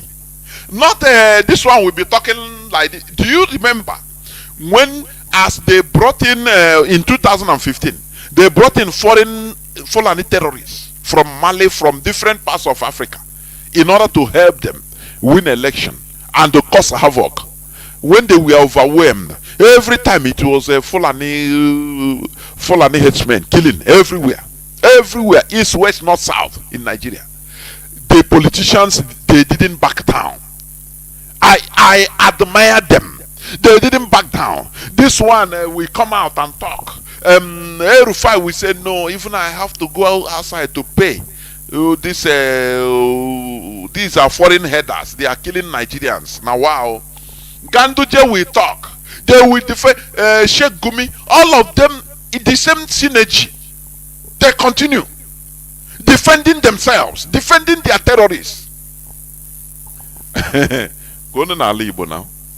Look at when who wanted to become, is it Alex Ekweme? That form which party from that time in order to rise up. His own no word to them, all of them they reach is it Lagos or Abuja? They sold him complete. Treacherous set of people. Do you know that this is the reason why we are suffering? One day I will talk about sabotage. We remembered the saboteurs yesterday on the 14th. I wrote on my timeline, Jonas Raphael on Facebook, sabotage is a gangrene, just like a gangrene. You understand? Gangrene. That is it. You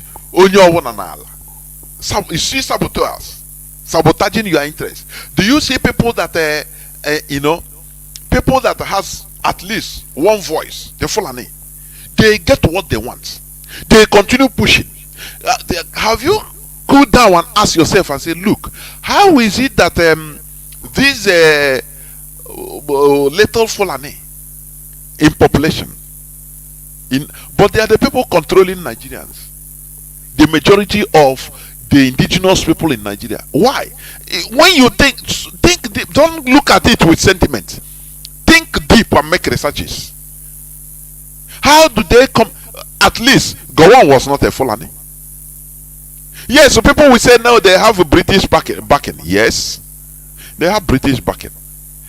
But how is it that they were, everything was going the way of Fulani?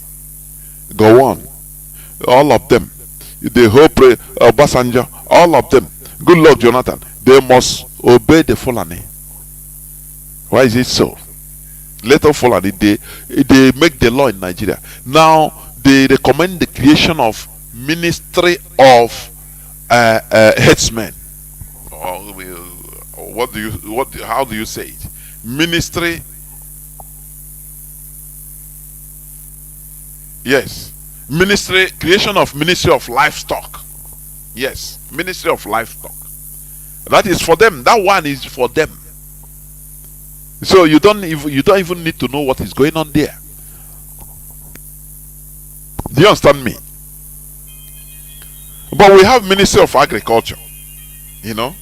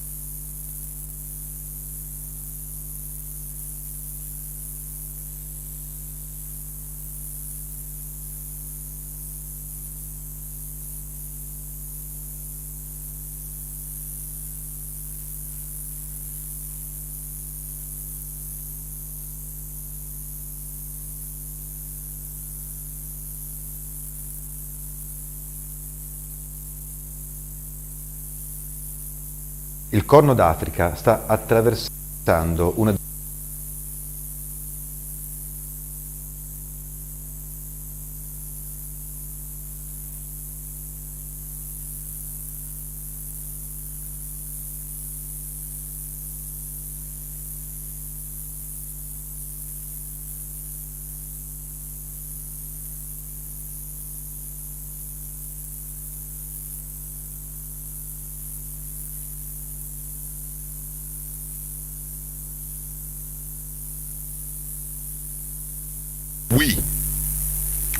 that is collectivity.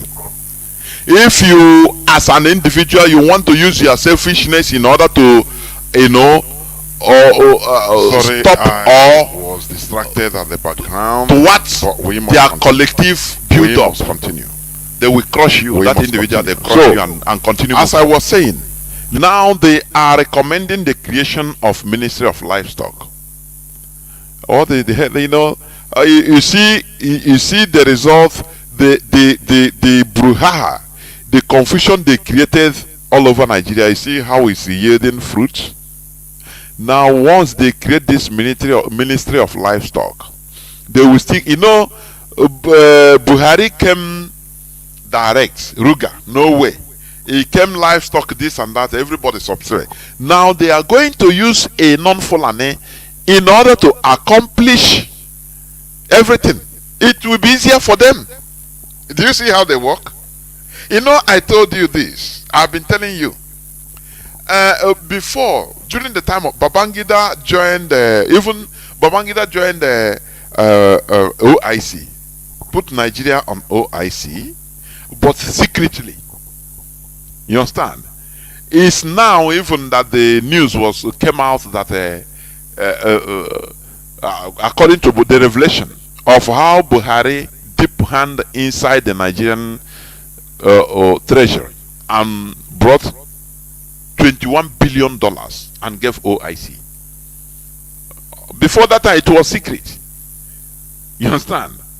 Now, they were doing it secretly in Nigeria. People will come out to talk. They say, no, Nigeria is not. No. Because they know that they have the power. They are in power. The Fulani direct. You can say, because it will bring a problem. These Fulani, they are number one in politics. Now, Buhari tried direct, no way. To create Ruga, no way. Buhari tried different ways. The people say, no, you're a Fulani man. No. You want to Fulanize. You want to take our land. They keep quiet. Now they take power, they give to Tinubu.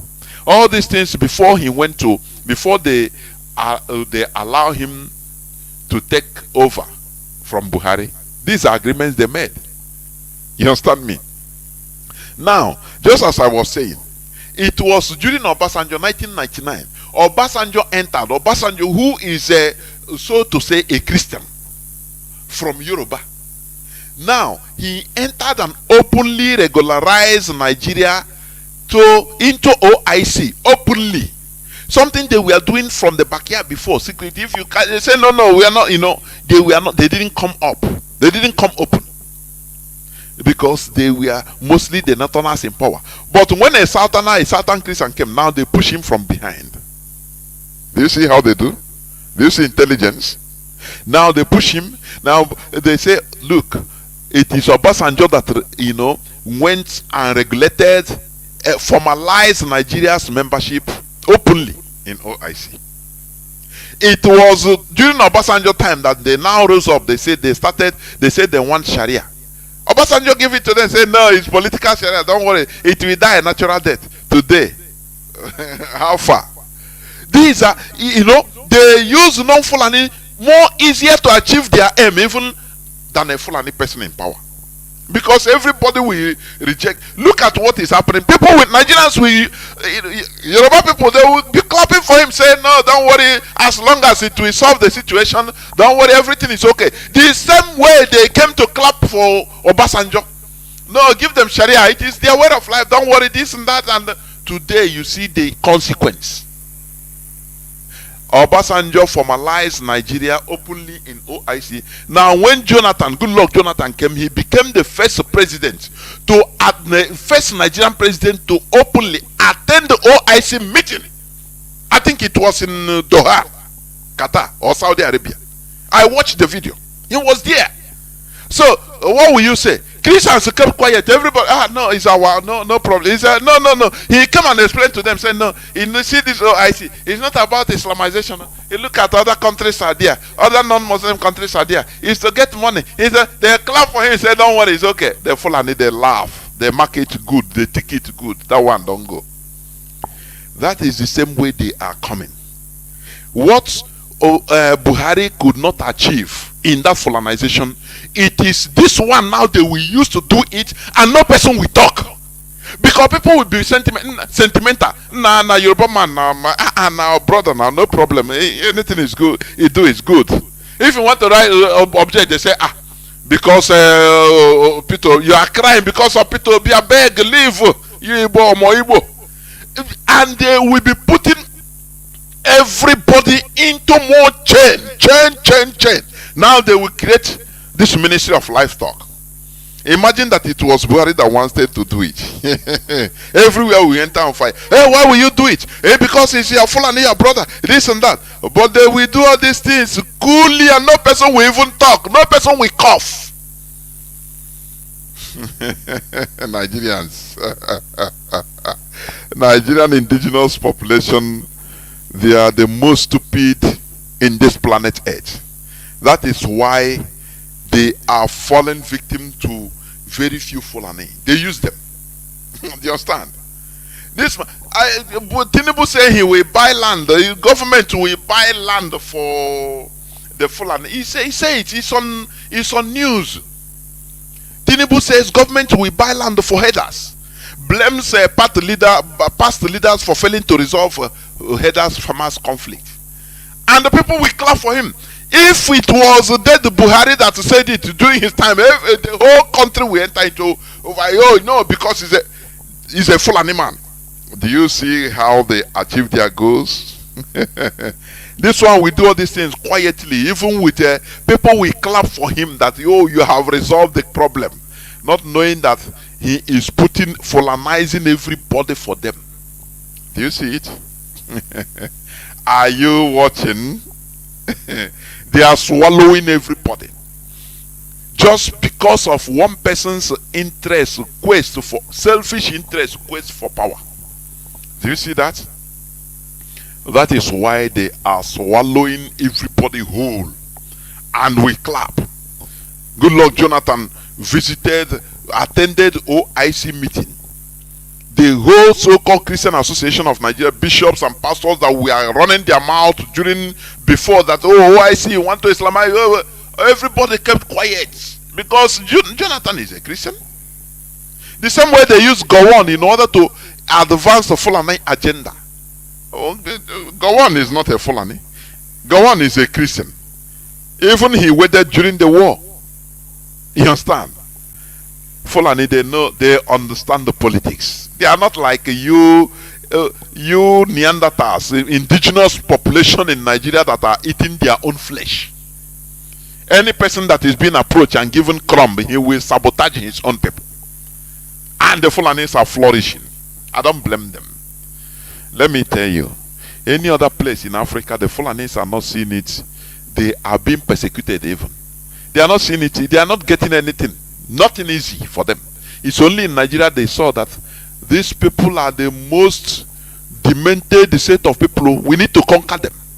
What I'm telling you is a historical fact and it's still happening. It's in the mindset of the Fulani. That is why they say that Nigeria they make it a goal. Nigeria is a Fulani, is their promised land flowing with milk and honey. Do you remember when oil in Biafra belongs to Jigawa? Not a Bayasan a Fulani man. He speaks Bayasan. He speaks Niger Delta. Do you see that?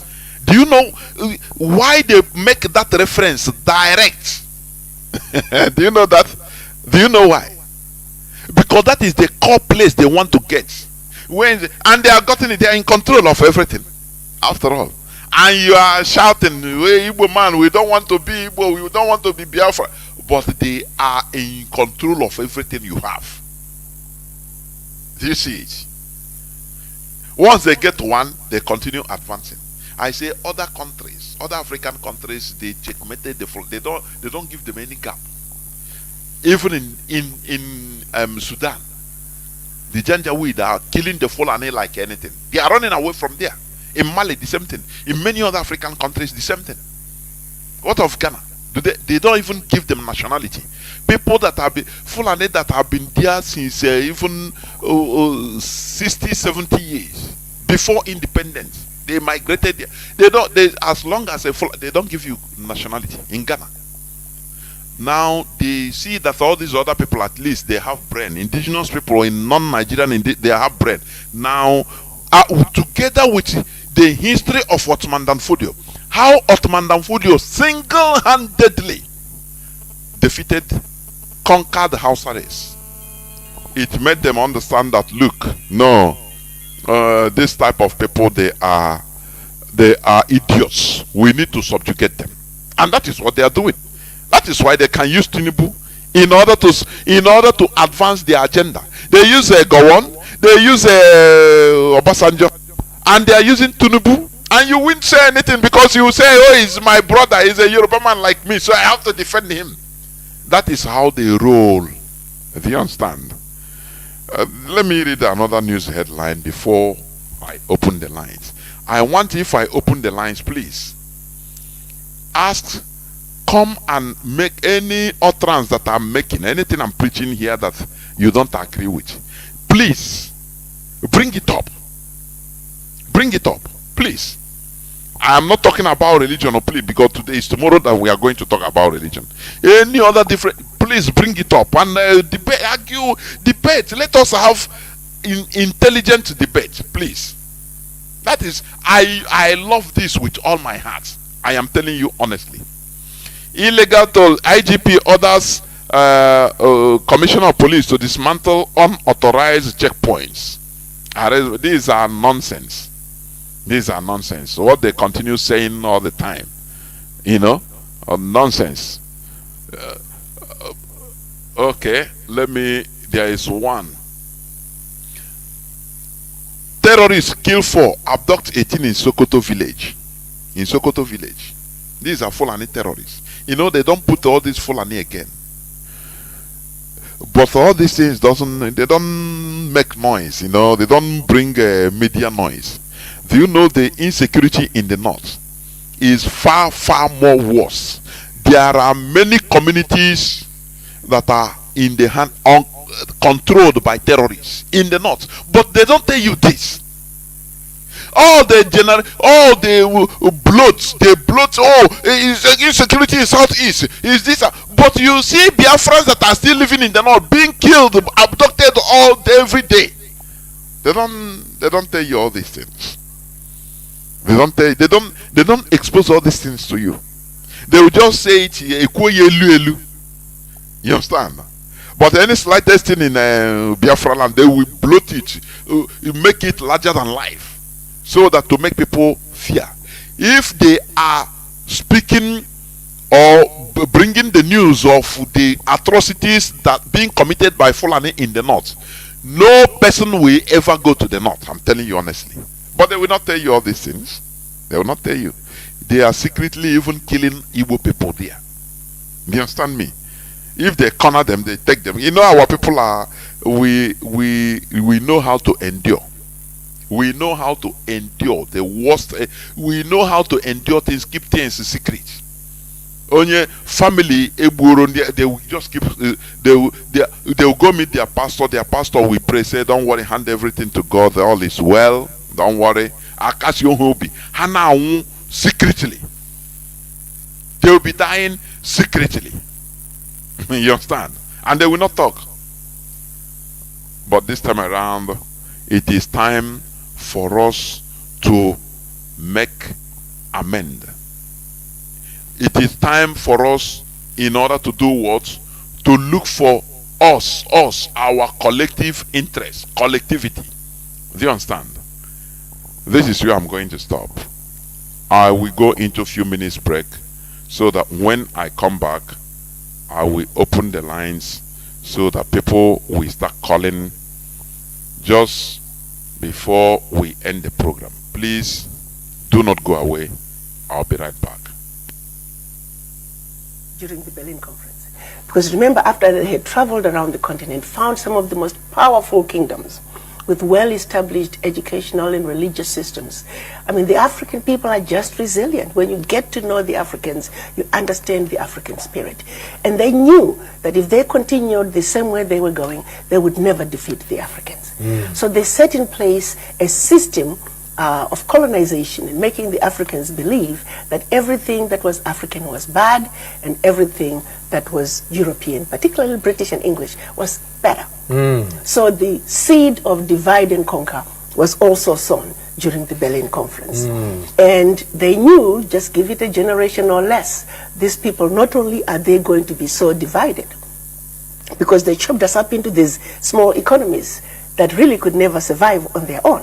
You take a country like Equatorial Guinea, Central African Republic, Malawi, Rwanda, Burundi, they're economies that even if they struggle and begin to do better on their own, if the master decides you're becoming too smart, they're very easy to destabilize. Wow. And that's exactly what has been going on in our Africa. So Berlin Conference, people don't realize it was designed to see to it that the Africans are forever defeated. So for those who turn around and say, but Ambassador, don't talk about the Berlin Conference, it was a long time ago. And I'll say, as long as we have a country called Malawi, a country called Zimbabwe, a country called Central African Republic, all the African countries really for that matter, Berlin Conference is alive and well. Because that which they set out to do 123, 24 years ago, it's still in place. Nothing has changed. So how can they say Berlin Conference is a thing of history, don't talk about it? No, what's really sad and what should disgust the world is to say this policy was put in place 123 years ago and it is still in place and nothing has changed.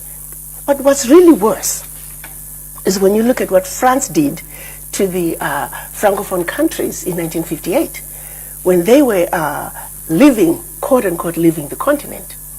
They gave the Francophone countries two choices. You can be independent with some affiliations to France, or you can be independent with no affiliations to France. Well, Guinea and Mali said, we are done with you, France, goodbye, leave us alone. That's how we had the first ever known union of any African states. They went into those two countries, took everything that they thought they had brought to them. History tells us they even took the last cup, teaspoon, chair, and proceeded to pour concrete into the sewage pipes, completely devastating the two economies, simply because they refused to be affiliated to France. But what they, and also the Sékou Touré, then president of Guinea at that time, he looked at the pact that France was making the Francophone countries sign. It was called the Pact for the Continuation of Colonization. He refused to sign it. How many countries in Africa? Now we are sitting at 14 Francophone countries that are still held on to this pact. So in the 50-some countries in Africa altogether, were they all colonized? Yes. By different countries? Different countries. The majority of the countries went to France, yes, Britain. We have Portuguese, we have Spanish, and those are the main ones. We used the word looting before. Yes. The looting continues to this day? To this day it continues, but it has a different name. So tell me what the name is. Well, the exploitation of Africa continues. Again, let me go back to the Pact for the Continuation of Colonization, which is the biggest one. The Francophone countries were told, because we brought you the idea that you can sit at a table and eat with a fork and knife, we brought you tea, we built some roads and told you about going to school, we're going to call that colonial debt. So there's a fee for that and you need to pay for it. They were also told that you must speak French as your official language, and it must be your language of instruction in schools, and we will be the one to design your educational system. And then also, your money, 85% of your bank reserves, you will keep them, you will deposit them with the French bank, and we will take that money and invest it in the French stock market, but we don't have to tell you what the returns are on your money. So collectively, all the Francophone countries that signed that pact, their funds, the 85% of their bank reserves, are invested under French name. Gotta hold that because we're getting behind on a little.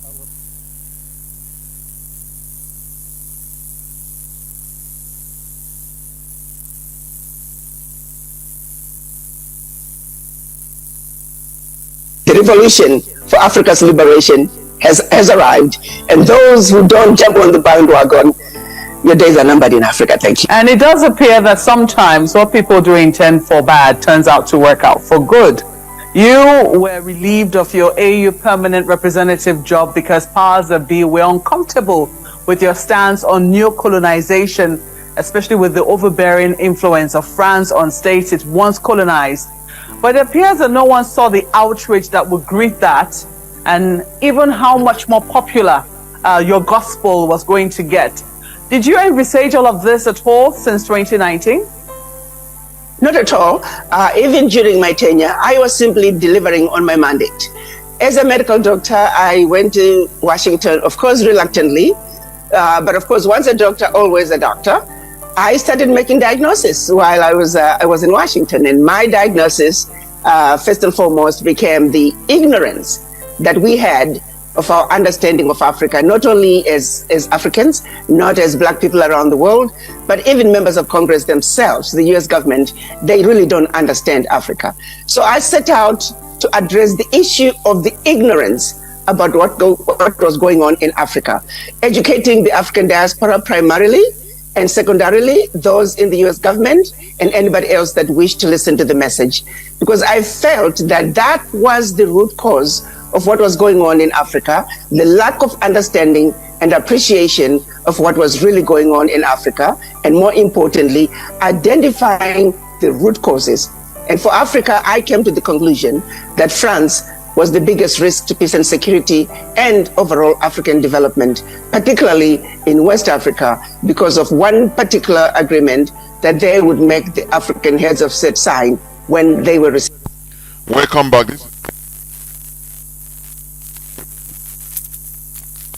Mazi Jonathan Chinedu from Alu province.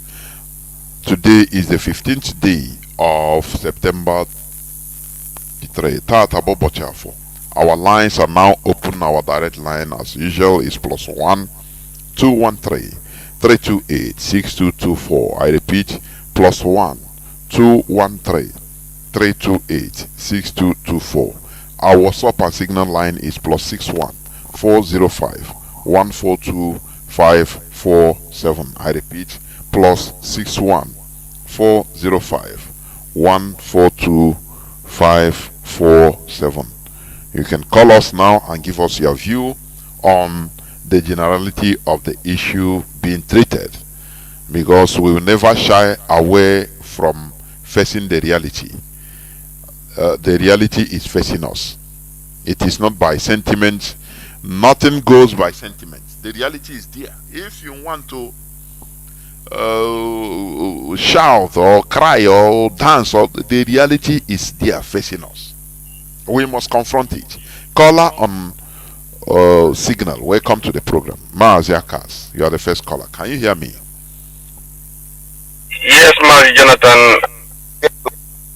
Good evening from me, Mazi. There, Mazi. Yeah, my brother, Mechuku will continue to give you the strength to keep on doing this work. It's a very hard work to speak to African people, but to enlighten their minds in what is ahead to come, and even what is happening in our front, which most of us are ignorant of all these things. The same thing Mazi and Kanu preached, and the whole world connived and kidnapped him and extraordinarily rendition him from Kenya to Nigeria, which even at the end of the whole matter, the appeal court of the same zoological republic told them publicly, told the whole world that this man have done nothing. They discharged and acquitted him, but till today they are still holding him illegally in the DSS dungeon. And all we are saying is that this innocent man, this prisoner of conscience, which is Mazi Nnamdi Kanu, must be released. It doesn't matter where they run to. They must release Mazi Nnamdi Kanu and keep on holding him. It will bring more catastrophe in that country. Mazi, all that you said this evening, it is right. You said anybody who want to oppose whatever you are saying should call and debate with you, in a well manner. But you see, at the end of the day, the people that will sit at the back of the fence, running their mouth, they won't call. They won't make this call. They only hear what this man is saying anytime. But call, the telephone number is there. He announced it. Please call him. It is not about fight. Call him and ask him questions and tell him, Mazi, this thing you are saying is not true. Then let the whole world hear. You debate with him. He used to beg you to come. run away now. Come, please make this call. We are all gathered here and listening. Because from your question, from your argument, reasonable argument, all of us we learn from it. Hello, Biafrans. My name is Mazi. I'm calling from Austria, and I serve the indigenous people of Biafra as IPOB Austrian National PRO. Mazi, you see, what Ottoman Danfodio did to the zoo called Nigeria today is still reigning supreme, and Fulani have sworn to take over Nigeria. It doesn't matter. Anybody that came as a president of that country, they will use the person. If Fulani fail to use you, you cannot be a president of Nigeria. Just take our own brother Jonathan. It was during his time. Fulani did tried everything to destabilize this man. At the end of the day, even all the things Jonathan did for them, they were not still satisfied. They used Boko Haram. They used Boko Haram to colonize this man. At the end of the day, the American president, the other man from Washington DC, pursued Jonathan Obama. Today, Buhari enter. Even as the man tried and died on top of it, they used the clone to replace it. All of them know the truth, but Mazi Nnamdi Kanu told before, they know it's part of the thing, the reason why they hold it.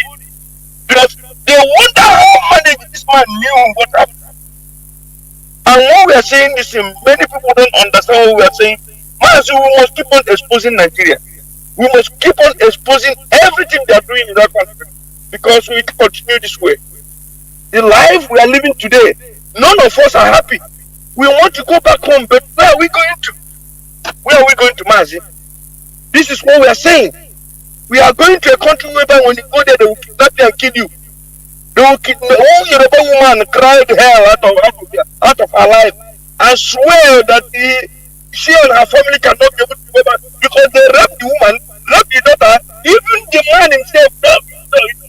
They will rape the man, the husband. There's nothing Fulani cannot do. People who can sleep with cow, how even normal human being, what are they going to do to normal human being? Mazi, we must leave Nigeria, and we have every reason to present to the world the reason why we must leave Nigeria, because the way we reason, the way we do things is not the way they do their own. These people, the way they run life is not the way we run our life.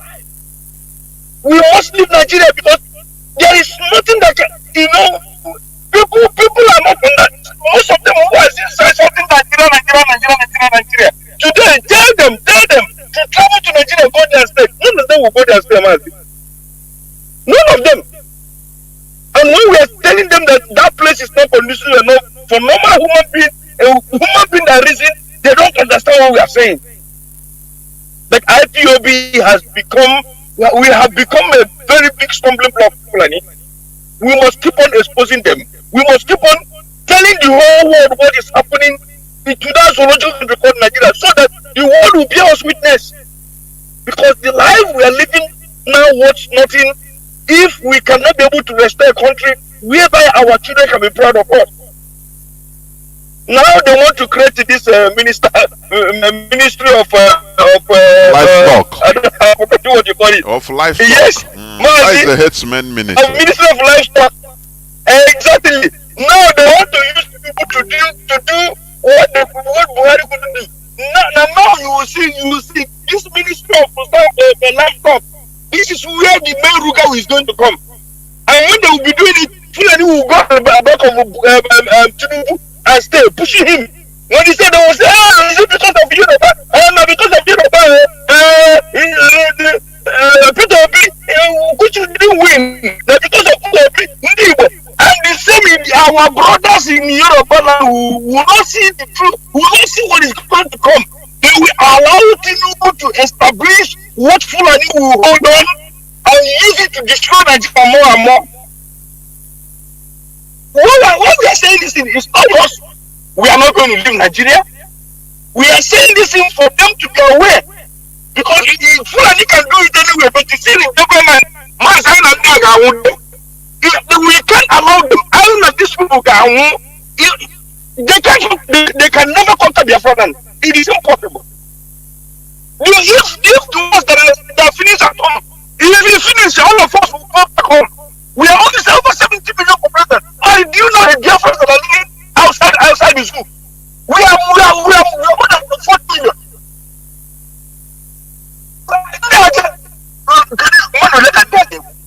Because I feel we not be sacrificing our life. And did we stop? Many of them is in prison in the zoo. Did we stop? All the killings they are killing us from years of IPOB today under Mazi Nnamdi Kanu and DOL. Have we stopped? We will not stop until we get what we want. And that thing we want is completely dissolve Nigeria and let everybody go his own way. That's all. Allow Biafrans to go. You cannot go and fulamize yourself. It's not our problem. Allow us to live the way human beings supposed to live. This is all we are saying. Mazi, may God bless you. Please allow me to make this important announcement very fast. For Biafrans, lovers of freedom living here in Austria, please, this announcement go to our brothers living in Tyrol. Please, most of us living in Tyrol have been asking where are we gathering our meeting, IPOB meeting in Tyrol. Please call this number if you want to join us in Tyrol. Call this number 0676 350 8175. I repeat 0676 350 8175. Our brother Mazi will answer your call and direct you where we are gathering as IPOB here in Austria in Tyrol. This announcement is for IPOB living in Tyrol. Biafrans living in Tyrol, come and join your people.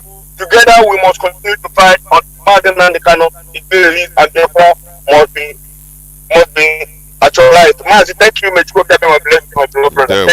And you too. There were Mazi Akas. Caller on WhatsApp, welcome to the program. Can you hear me? Caller on WhatsApp. Caller on WhatsApp, I think you are calling from Morocco. Can you hear me? Caller on WhatsApp. Caller on WhatsApp, can you hear me? Caller from Morocco, if I'm not mistaken. Caller on WhatsApp, can you hear me?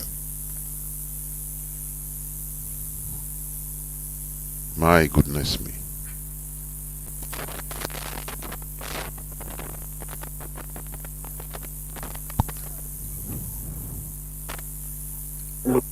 Yeah, my name is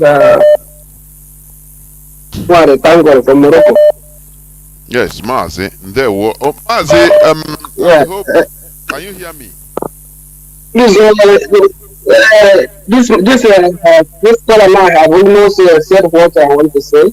Mazi, I'll keep my call already. Mazi, sorry, before you continue, can you hear me? Can you hear me? Okay. I want to ask. I'm hearing you, sir. Yes, okay. I want to ask about the earthquake. Hello, sir. Wait. Listen. I want to ask about the earthquake that happened in Morocco. I don't know which side you're calling from. I hope. Can you give us maybe a view of really how you see things? I don't know whether you experience a tremor or anything in your part of Morocco. Can you hear me? Yeah, go on. Because it's very sad how people we are very, but it's nature. Mazi, go on, please. Okay, thank you, sir. Yes, we thank God that it doesn't affect us. Because right now, where I'm calling from is the capital of Morocco, Rabat. Which it affected here, but not much. It just shake the houses. Casablanca, Rabat, and Marrakesh and some other cities. But where it happened, really destroyed is downtown near after Marrakesh. I forgot the name of the city. So it's a village downtown. So that's where the place really destroyed. The thing really destroyed the village. Many. So, but this place, this main city, it doesn't happen here. Okay. So we are safe by the grace of God. Okay, stay safe. Go on to your contribution, Mazi. Go on. Thank you. Okay, thank you, sir. Yes. I want to comment on why you say the Fulani people always, achieve whatever they want. Yes, they achieve whatever they want. They always achieve whatever they want with one reason. We always say that Fulani, they know how to play politics. Yes, they know how to play politics because of their conspiracy. So, but we Igbo people, we are gullible. Honestly speaking, we are suffering and smiling. That's what is happening to us. And secondly, we always have already saboteurs, but Fulani doesn't have already saboteurs. Fulani, if they see someone who want to cause problem with them, they will take it out silently. But we Biafrans, we always consider that is our brother, giving ourselves fake hope that maybe tomorrow the person might change. Is our brother. We don't want to share blood. We don't want to start killing ourselves. But our enemy, our enemy planted by our enemy, acting in midst of us, as in the inside of our brothers. There's no how we are going to achieve what we want. In as much that person that is called your brother is in the midst of us doing the work of our enemy, lie. Just like as you said that whenever Igbo people are planning something to go, maybe 2 or 3 people, they will corner 2 or 3 people back door, give them something. When they reach there now, they begin to say and that thing. That's how our life is naturally. Every Igbo man, including me, we love my own. Let me get my own. I am a man in Ghana.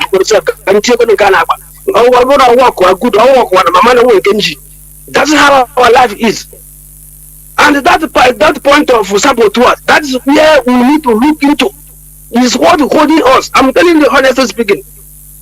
There was a time that I complained. He said, how many people got by one? But there's a way. But Fulani doesn't consider it like that. In as much you are saboteurs, you are infiltrating them. Even if Fulani can even wipe one community for them to achieve their goal in that community. That's why terrorism and the killings is inside that and they're covering them. Mazi, you are completely right. You are right. What I say. But you can't hear them. Because of what? Because they know what they want. They're taking the bad route, the bad eggs among them. And if they report it to the public, people may be asking what is killing them, what is the problem, what is the maybe secret will leak, that they are taking their bad eggs. But they will take it, they will cover it, life goes on. They know what they're doing diplomatically. So that's where I want to contribute. That saboteurs is among the key things that are holding us down in the Southeast, in Biafra land. That's what I want to say. Thank you, Mazi. Mazi, you are completely right. Once it comes to collective interest, let me tell you, they don't joke. If you are against them, they'll silence you permanently in one way or the other. Do you know that all these politicians, they are paying money to Fulani terrorists secretly, a huge sum of money. Do you know that? Don't pay now. Don't contribute. They are contributing. Don't contribute now. Lag direct. Caller on signal. Welcome to the program. Can you hear me? Caller on signal. You are. Please go on. You are.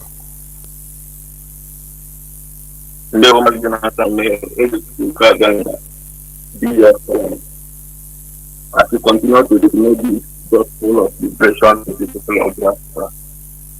It goes a long way to show that you can hold the messenger, but you cannot stop the message from spreading across the world. What you're doing this night, Mazi, and consistently is leading truth. And today we can assure you that the Biafran can never have an inch of our land. Biafrans are lovers of the man is Mazi Bona. I'm reaching you from my location. Our leader, Mazi Kanu, prisoner of conscience, who committed no crime, rather he is asking for the freedom of his people, for his people to live like humans. But today he's the one being incarcerated, detained unconstitutionally, illegally, everything bad is being done to him because he's asking for the freedom of a people that is so marginalized that doesn't even know that they are being marginalized in a land. The reason one man is suffering and nobody is even doing anything aside the fact that he has a structure and a leadership that he lives in place and a movement that is consistently behind him. If not, where would have been our leader today? But we thank God that the leadership are who they are. They are men of honor, men of dignity. The DOS are wise. I must doff my cap for them. Because left with what is happening in our land, Mazi, our land is gone. What we are doing is just gathering the remnants to begin to forge ahead to make sure we claim our re-existence, because both culturally, religiously, traditionally, everything, we have lost touch with the real sense of existence as a people. Our land today, our people have turned to Ekwe people. Finally, they will agree, but before they will agree, it would have been too late for them. They don't. And I about so many. We only allow that rent to be taught. This is the reason why the Fulanis are having that unthwarted influence in our land. Because you said something concerning the Fulani influence in our land. This is practical. If not for the coming of IPU, Mazi Nnamdi Kanu, Fulani has this. They don't even need to come to our land to begin to destroy us. They are using our people to destroy ourselves with their British advisors. The reason why you see British coming today direct to come and establish their slave cell in our land called British visa, whatever they look at the kind of nonsense they are doing in our land. This is the way they rate us.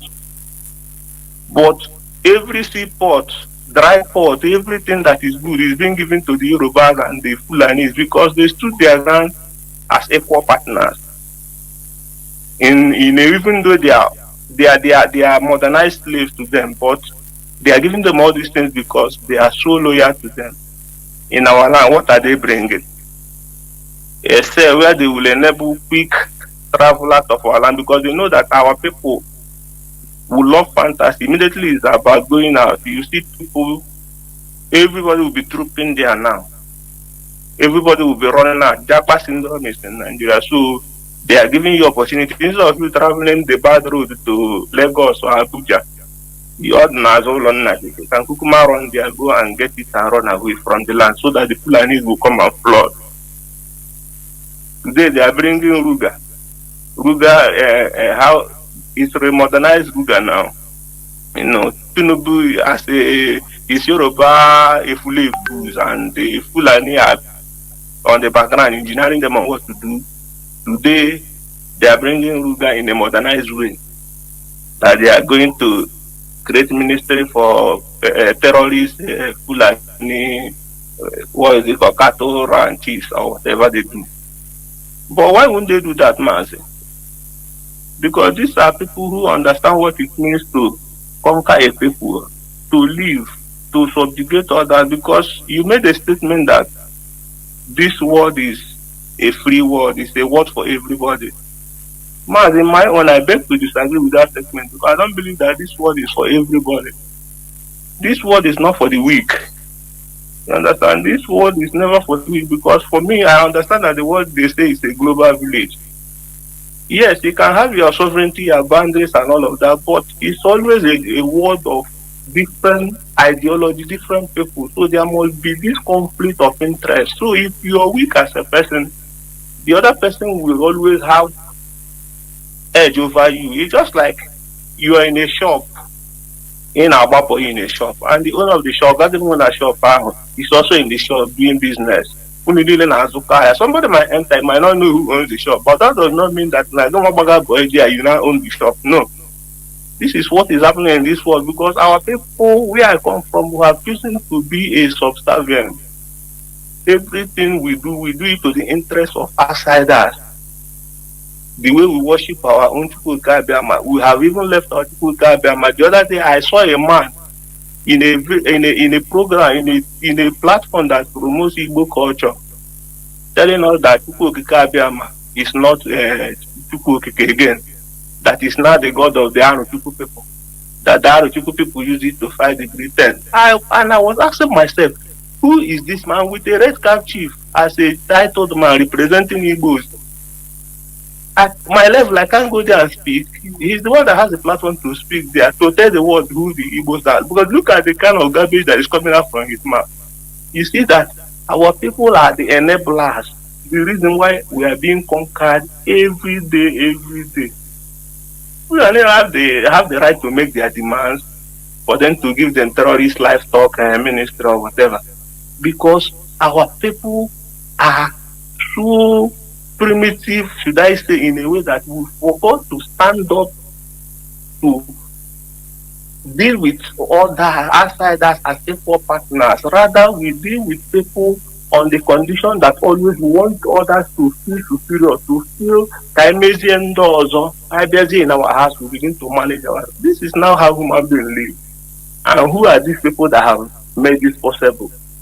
The leaders of the past, people like Zig them, that openly say that Igbos are like sacrificial lambs. So what do you do with sacrificial lambs? They have given them that mandate to keep on treating us as nobody. But thank God today, we are standing up. It might not be easy because it took them time to even bring us to this level. So for us to break out from this bondage that we found ourselves today, religiously, spiritually, culturally, financially, politically, we are nowhere to be found. You know, I was discussing with a man, a wealthy man today. He was telling me everything he was telling me about is giving glory to God. He never gave return glory to human being. And I began to ask myself, yes, it's good to give glory to God, but what is the place of human being in this world? Why did God create human beings? I will do good for you. Instead of you to thank me, you will say you give glory to God. Seeing that you don't even believe in me as a human being. So this is the kind of religion that we practice that makes us today. We don't even know our left from our right. But thank God there is Radio Biafra. Thank God there are people like you who are spreading this gospel. Most of our freedom must be achieved and our leader must be released. He's a prisoner of conscience. We have disassociated ourselves from every bondage that has been kept us down, and we must move and actualize our sovereign state, which is Biafra. Man, thank you for your good work and merit. Keep on doing your stride. There were Mazi. Thank you very much. I have a caller on WhatsApp. Can you hear me? Caller on WhatsApp. Caller on WhatsApp. Can you hear me? Please go on. Hello. Yeah, Mazi. There will go on, please. Thank you, Mazi. Jonathan. I appreciate your wonderful work, Mazi. It's true that you don't privilege thanking, and we are not thanking yet until the victory is assured. My name is Mazi Emmanuel. I'm calling from Paris. By the grace of Chukwu Kikaviam, I remain the Paris Zonal Coordinator. I want to appreciate our leader, Mazi Nnamdi Kanu, the only leader we have. I call him my savior. And anybody that saves you from danger, any danger, that person becomes automatically your own savior because he saved you from danger. That is why we call our leader our own savior, my own savior. Mazi, I want to appreciate our brothers who has done their wonderful contributions. And also, I want to add myself, my own, in highlighting a bit on what you said concerning the Fulanis in Nigeria and in Africa in general. Because when we are talking of these people they call Fulanis, we have to realize that these people, first of all, they draw the attention of this Western world. By the time Britain arrived in the former, this Sokoto we are seeing, this north, Fulanis has been there already. And they admired them. And they knew that these people too are in the same mission like them. So when they found out that these people are brutal, these people are inhuman, they don't care, they don't know. That is why I think our leader said before that whenever Fulanis are moving in the desert, the vulture normally always follows them because they know that these people are killers. They are food providers for them. That is the reason why the vultures are following them anywhere they are traveling to. And you know that whenever you see any country, just like in Mali, in Niger, in other countries where Fulanis are, the Europeans in general are always using these people.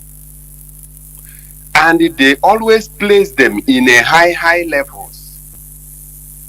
And I think that this recommendation came from Britain to them because they knew that these people are dealing with the indigenous people in Nigeria. They are using them there in Nigeria. So, Mazi, what you said concerning their zeal of obtaining whatever they need, I think that is another one plus to them because they have the consistency. That is number one.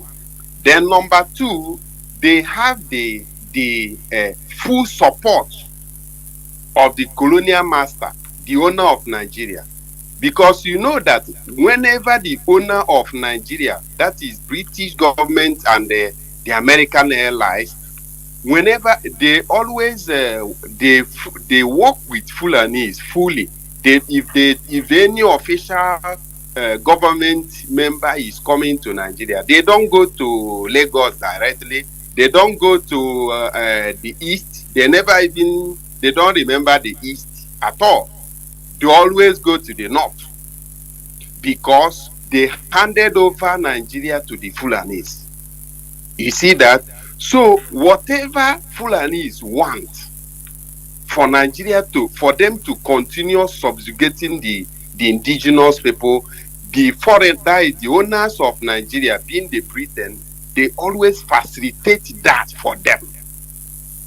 They always facilitate that.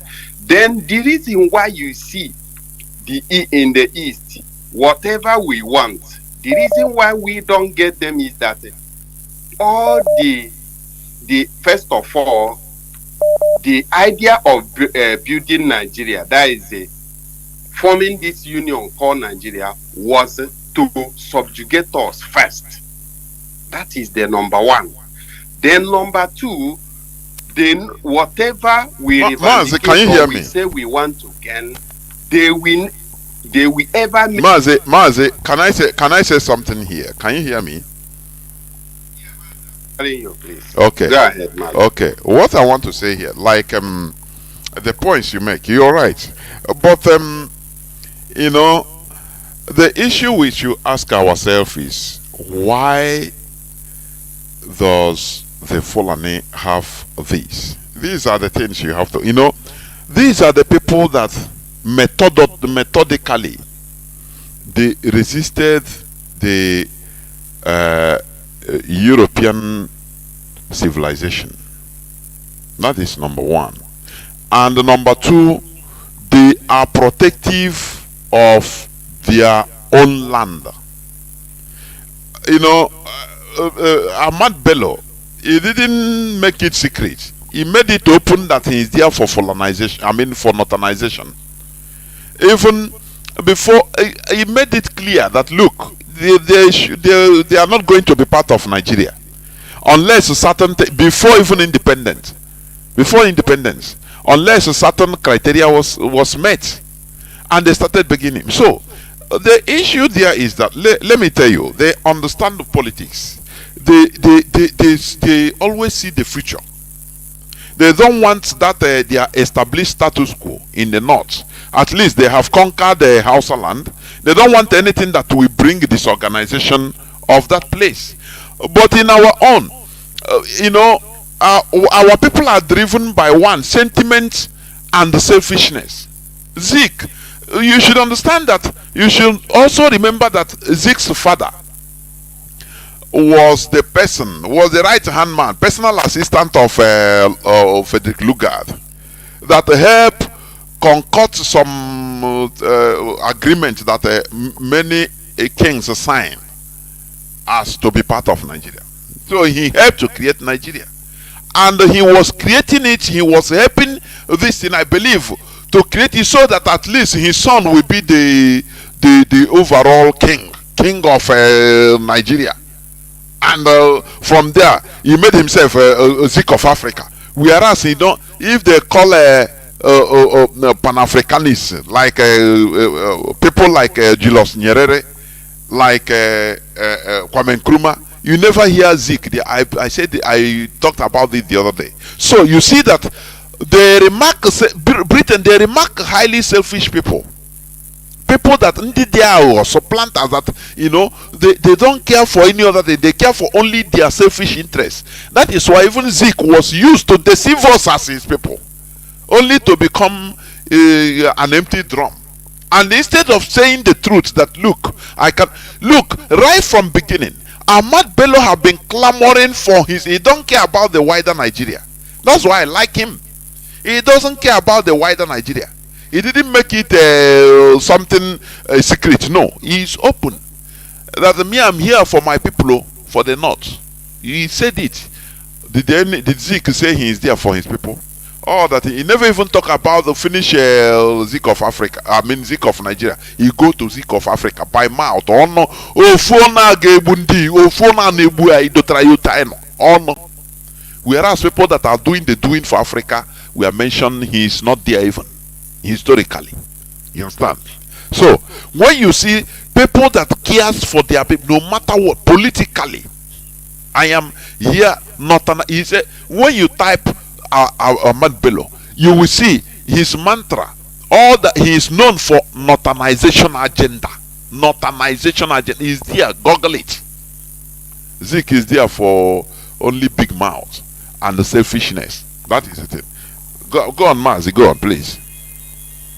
Thank you very much, Mazi. I think you have, I thank you for that very highlighting, because, you know, whenever we come to at least to say or to highlight a bit on the how the whole thing started, it goes deeper and deeper and deeper, because you see, first of all, just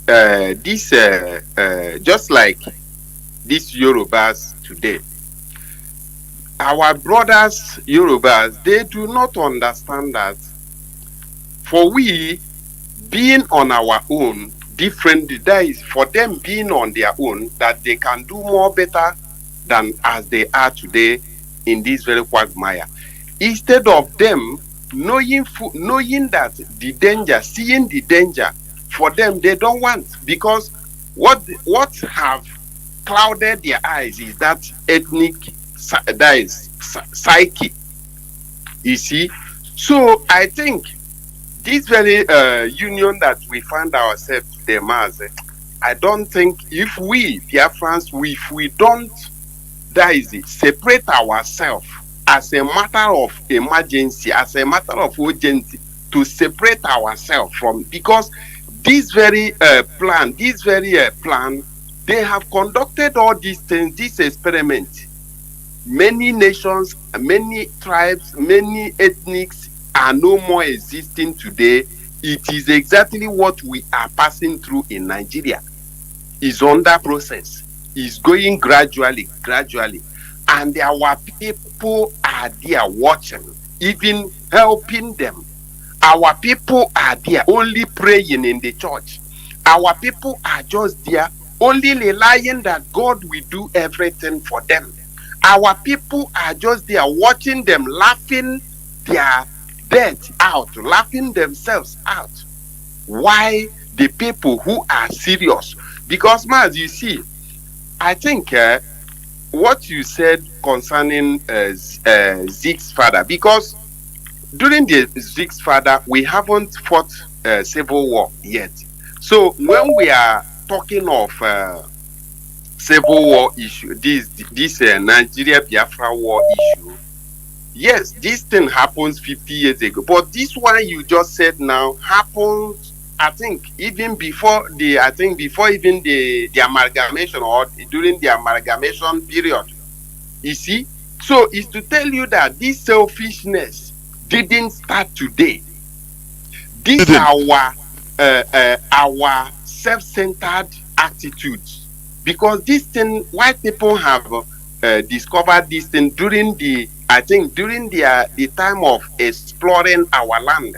During the time they came through the coastal region to explore our land, by our own self people, catching our own people, selling them, killing them, doing a lot of, we are blaming white people on everything, but we contributed even more than these white people.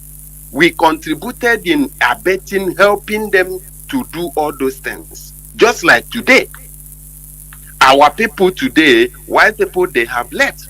But today, who are they recruiting to go and, continue subjugating our people? Is it not our own people? Go to church today. Is it not our own people? They will carry all of them, go to Rome, go to Israel, go to everywhere in the world, train them there, go to America, train all of them, bring them back to our land to be subjugating our people. Why the Fulanis are busy? And just like our leader have said it before, if Yorubas do not get up, if they don't jettison this Tinubu of a thing and get up, their own time with Fulanis will be the worstest one on earth. We are telling them, but they don't want to hear. They want everything to centralize on Igbos, Biafrans, Igbos. They want to go, they want to do this. But we are telling them, but they don't want to hear. But Mazi, I just want to appreciate you. You have done a wonderful explanation. We want to also let Biafrans know that if we don't rise up to do something and continue this brouhaha you are hearing on social media, deceiving yourself, looking or any small thing, you will start looking on the heaven, thinking that your help will come there. Your help will come nowhere. Your help is in your hand, in your brain. Sanitize your mind, sanitize your brain to do the needful. If not so, these people will eliminate us and take over our land. But we are here to counter them. Thank you very much, Mazi. Shall be well with you. Let me stop for here. Thank you. Mazi. We must continue. Caller on signal, Mazi Ifanichuku. Can you hear me? Yes, I can hear you, my brother. Mazi. Good evening, Biafrans and lovers for freedom. My name is Ifanichuku Madabuchi, and I'm calling you from the Netherlands. First and foremost, the conspiratorial countries, that is United Kingdom, Kenya, and Nigeria, need to release our leader Mazi Nnamdi Kanu unconditionally, because the courts have released him, and they have had their election, which is one of the reasons they kidnapped him in Kenya and they extraordinarily renditioned him to Nigeria, so that he will not be free to counter their lawlessness and their brigandage and their disenfranchisement of our people, of the people of Nigeria altogether, and then the Biafrans. And so it is time to release him. The so-called temporary visa center that the United Kingdom is setting up in Enugu is a Trojan horse, or a Greek gift. Like IPOB Media and Publicity Secretary Comrade Emma Powerful said in one of his press release, he said that the UK is plotting to saturate Biafra land, I'm paraphrasing anyway, with their MI5, MI6 and other of their intelligence agencies, just to come and sit right on our head more the more. What before Biafra, our Biafrans, since 1970, the end of the war, they haven't seen or said anything about it. What befell Biafrans, which is ongoing since 2015 till date, United Kingdom didn't see anything or had anything. It is to bring their visa center to clean our land, because they know that there's lawlessness, there's hopelessness, there's nothing going on, food is scarce, everything is scarce, no fuel. They want to throw that corn, because the migrant workers that are coming from Eastern Europe are not much in supply as usual, so they want to come and poach our brains to go and work their land, and then spy on the rest of the land, build one of the high-tech spy centers, and cook whatever they want. Biafrans, stay awake.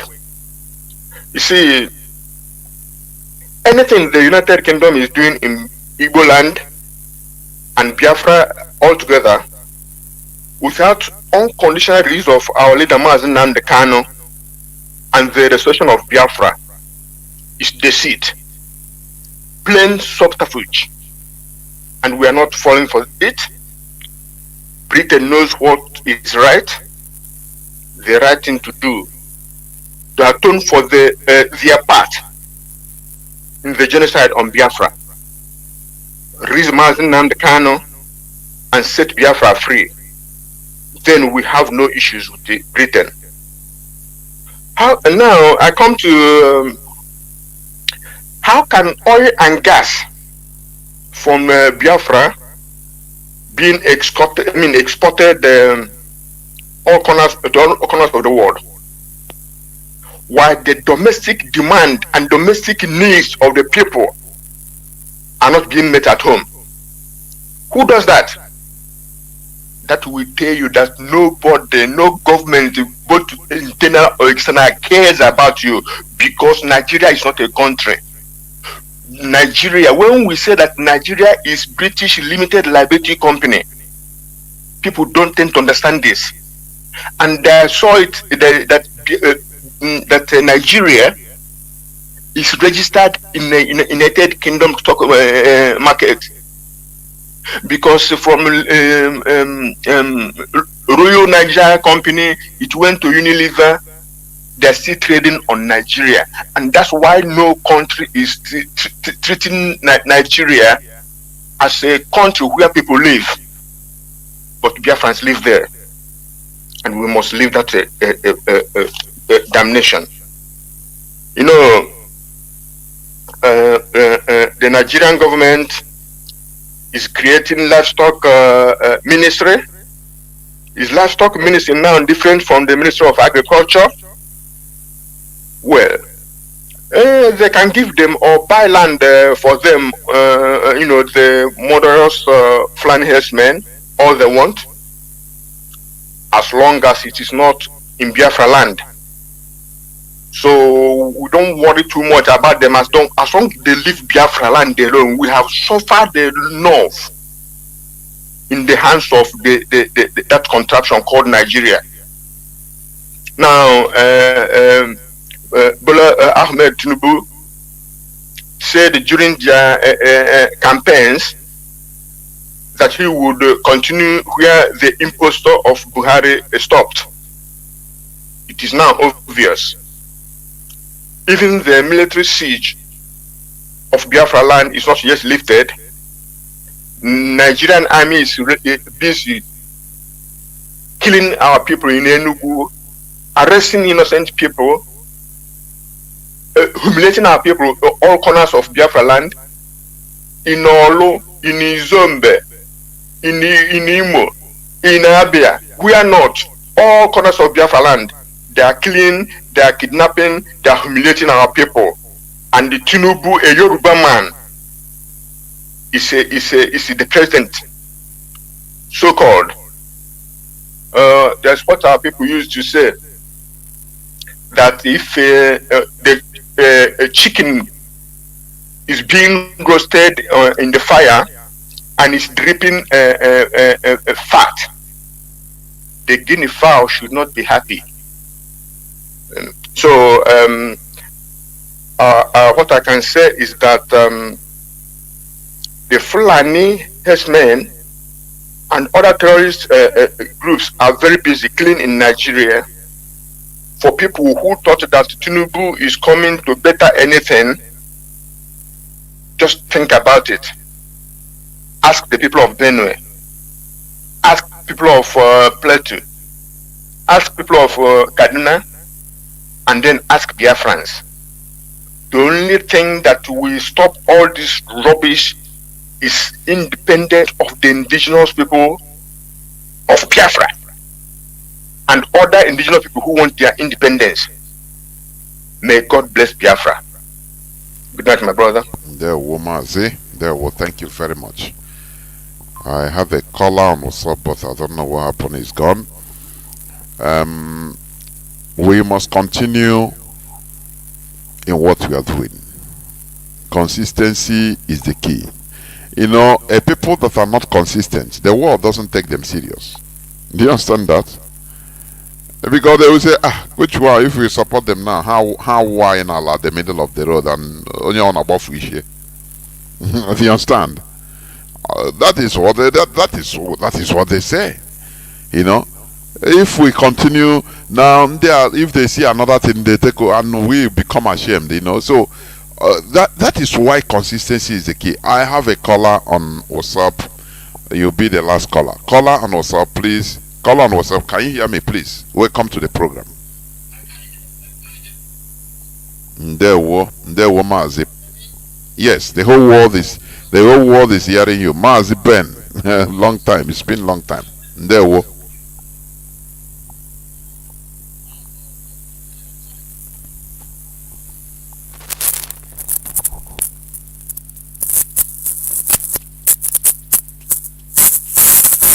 That thing,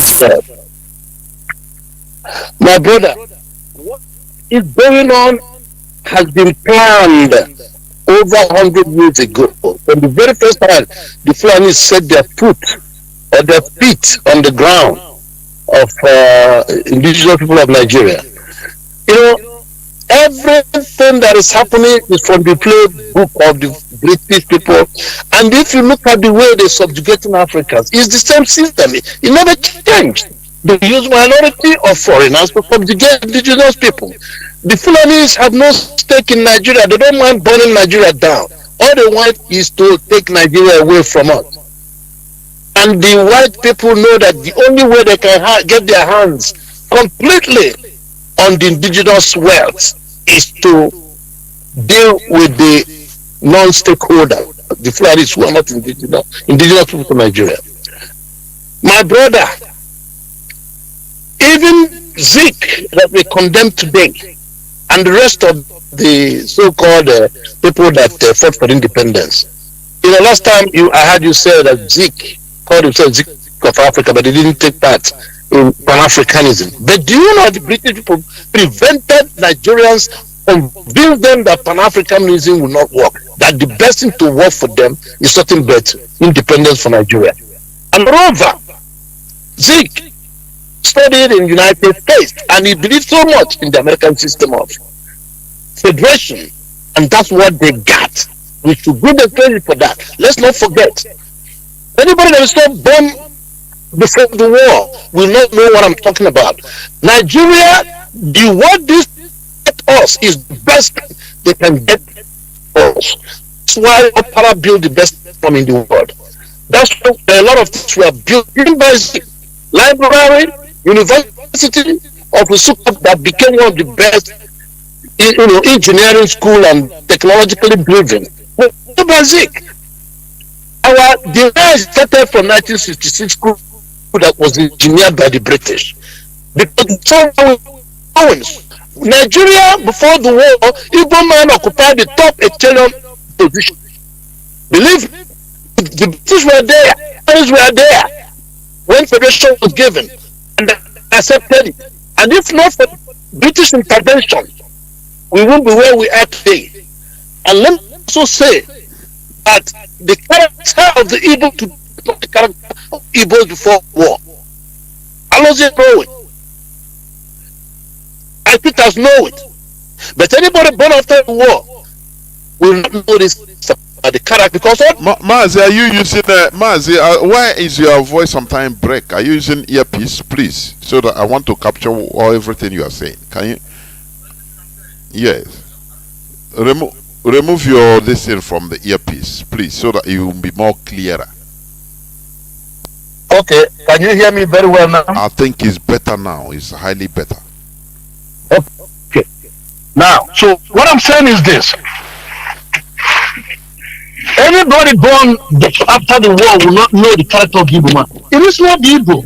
I have what is called Igbo.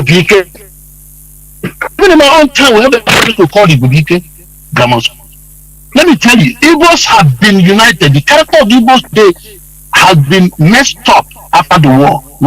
What the present people saw was, if you want to be in politics, you go to the north, find godfather from the Fulanis who had money. Because after the war, we were stripped naked. We had nothing. People shouldn't underlook these things. We were powerless. Most of us depended on what we can borrow from the north. When they brought their materials from the north down, like food, we have no money to pay. Some of them gave us trust to sell them, and they come back next time with another truckload, and then you balance them. Then people should know all these things. We were nothing, but nothing. That's why the spirit of the Igbos mesmerized them that now come with vengeance to eliminate us completely. And by then, they have been able to corrupt the mind out of hardship. Our women started going onto the north to be doing all kinds of things. We saw for the first time in the history of Nigeria, our women are getting married to military men. It's all these things due to hunger, starvation. There was nothing. Do you know that Chinedu was selling books off his vehicle, all crappy vehicle, in marketplace? We had nothing. We had nothing. These people make sure that we were completely destroyed. Everything the Fulani does today is engineered by the British. So our people now become this federalism came out of the war, and before you know it, they carefully selected people they work with, just like the people like that now in charge of our places. Okay, most of them were even fathered by the Fulanis and the Hausas. They are not the best of minds. I'm telling you, these guys are not intelligent. The way they talk, the way they behave with you, these are criminals. They are not intelligent. They just do them and then they to rule over us, and they were, as long as who is the bagpiper dictate the tone. That's what is going on. Until our people now will realize and make 50 years pass by since after the war. So you have now men that are even talking about having, grandchildren. So a lot of work needs to be done to shape the minds of our people. And people like me gravitated towards Mazi and Kanu, because that's what we need. So first of all, change the mindset of the people. That's what he's doing. That's why they Mazi Nnamdi coming to very dangerous. Not because he's carrying weapons. His microphone and what he was teaching, including you today.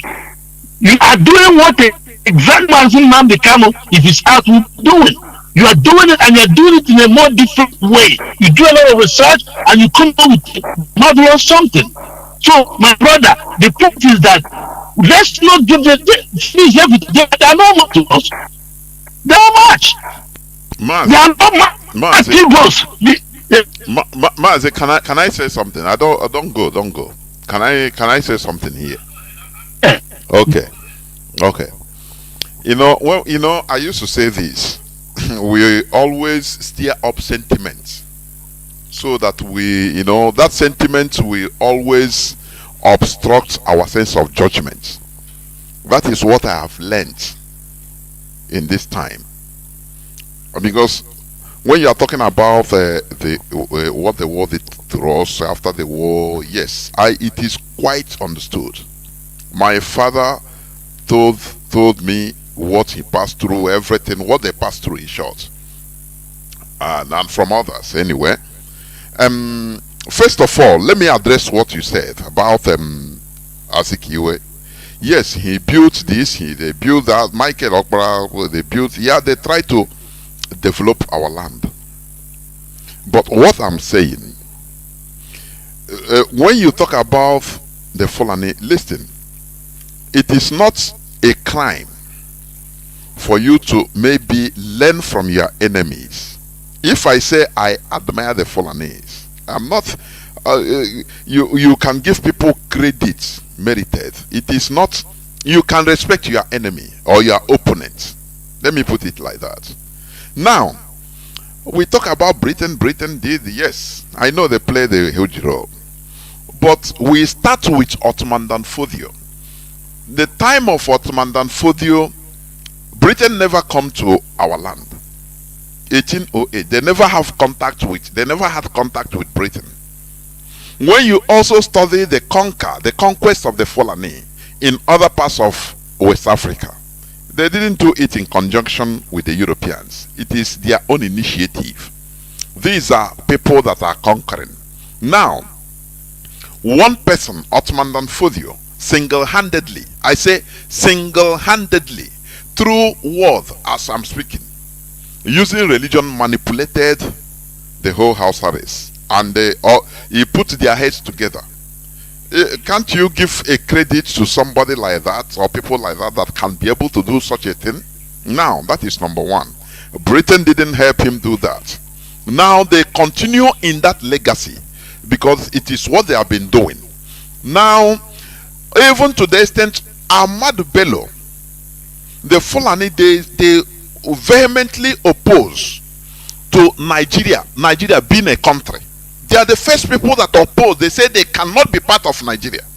Now, when Nnamdi Azikiwe, why didn't he have this vision, this long-term vision?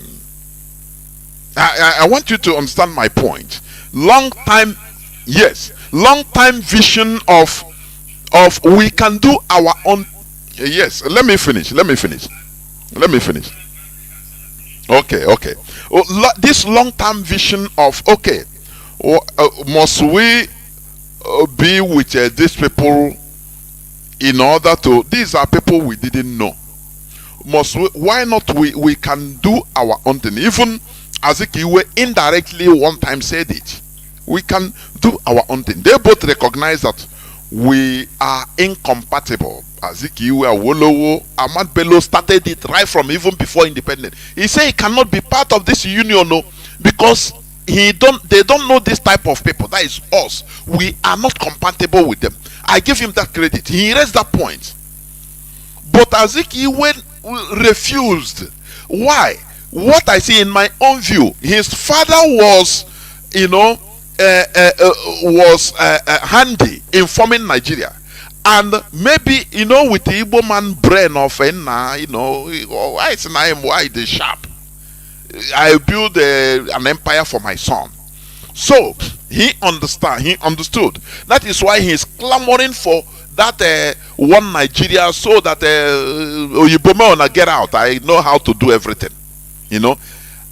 My brother, sometimes we need politics in our lives in order to wriggle out of certain situations. And Ahmad Bello never hid his ambition in northernization. He started with his own people.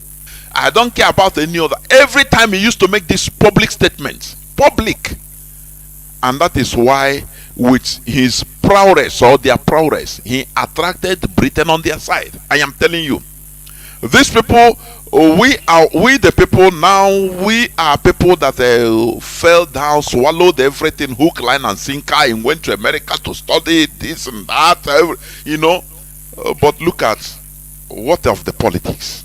That is what I'm saying. I never come to the war. Go on before I come to the aftermath of the war. Go on, please. Yes, you see, your question is why?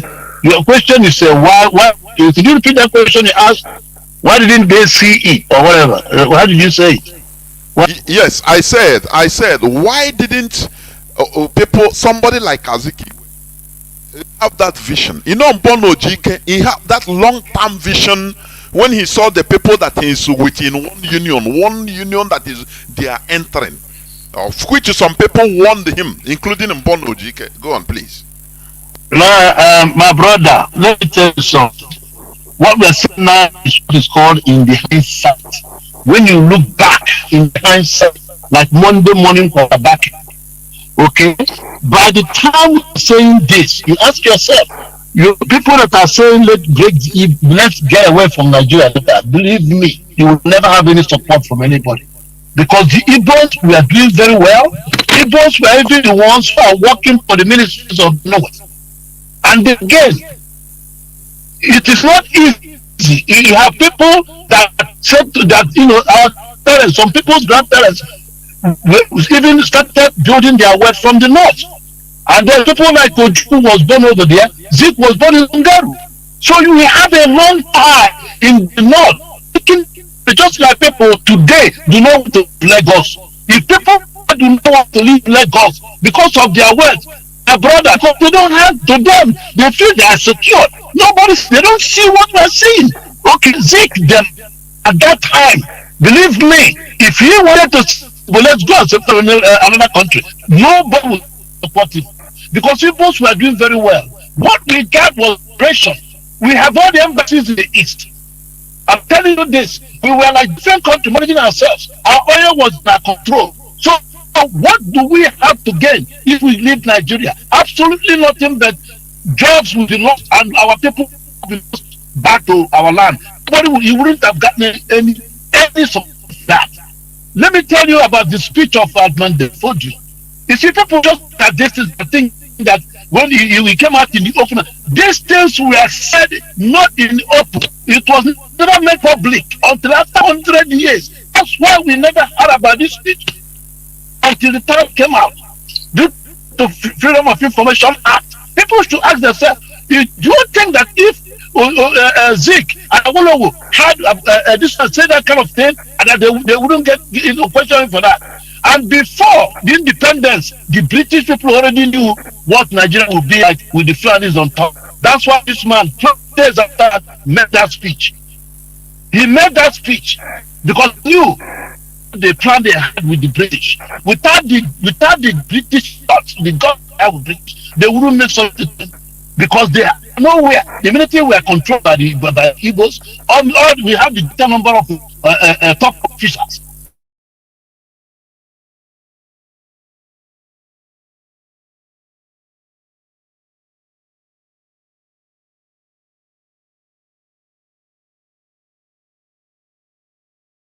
Igbo. If we do not,